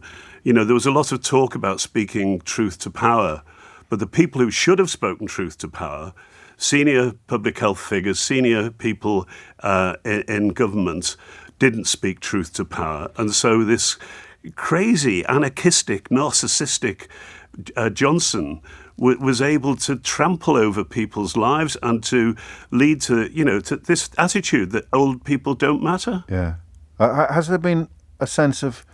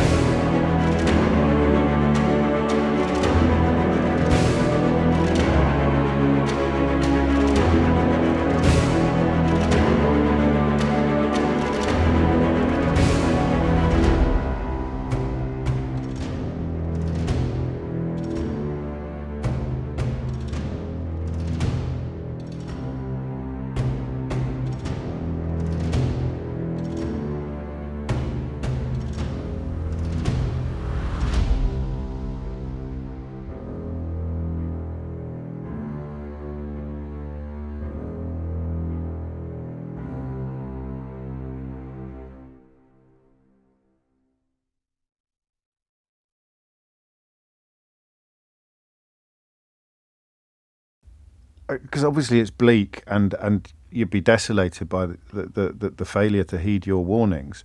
But there must have been some confusion in your mind about how it was happening. Has the inquiry almost put the jigsaw together for you? Have you had moments of going, that's why it was all so awful? Well, I think I got it. You would already work that out. And it's in the book, actually. But I think that I thought coming up to the inquiry, the danger was it would be a whitewash. I don't think it's going to be a whitewash now, but the real danger is that although the Prime Minister was fundamentally at the heart of the responsibility, the fact that there was all these other issues that were wrong as well, like allowing public health to be run down, and it's been run down since the pandemic. Sure. We've had budget cuts in public health since the pandemic, and that the local level continues to be under pressure because of it's now being in local government, and they've been hammered financially, and there isn't the money in local government for public health. And the regional level of public health, which was strong until 2013, until Mr. Lansley did his catch-it job on public health. So there's lots of other aspects which need to be addressed, apart from the fact that the Prime Minister wasn't up to the job. John Ashton, whose book Blinded by Corona is, I'll tell you what the President of the Royal Society of Medicine, Roger Kirby, said about it. Simply, everyone should read this book, How the Pandemic Ruined Britain's Health and Wealth, and crucially, what to do about it. Thank you, John. It's good to see you. Thanks, James. Thank you very much. That's it from me for another week. If you missed any of today's show, you can listen back to the whole show podcast on Global Player, where you can also pause and rewind live radio. You'll find all of LBC shows to catch up on, as well as the best video clips from LBC and all our global stations. Pause and rewind live radio on Global Player, where you're always in control. Download for free from your app store or head to globalplayer.com. Coming up at 4 on LBC, it's Tom Swarbrick, but now it's Sheila Fogarty. Hello, you know I'm a terrible interrupter and passing comment all the time. No. I am. John and I go back a long way, do we not, to Hillsborough days. Gosh. John was described within a year of Hillsborough, when the lies and the denial was going on and on and on and on and on, as an inconvenient witness. Gosh. And you have proved to be so again, to the powers that be. Yeah. Oh, I got a little shiver then. I like to give you a shiver every now and again, James. See it as my role in life. No, she is a traitor to Liverpool. She left. Thanks very much. Good to see you again, John. Take care. Carry on being an inconvenient witness. I'd love one, yes. You can feel. You've got to stop talking now. It's my turn. He's giving it to me. Thank you. Giving it to me. Thank you. Giving it to me. Thank you. Giving it to me. Thank you. Giving it to me. Thank you. Giving it to me. Thank you. Giving it to me. Thank you. Giving it to me. Thank you. Giving it to me. Thank you. Giving it to me. Thank you. Giving it to me. Thank you. Giving it to me. Thank you. Giving it to me. Thank you. Giving it to me. Thank you.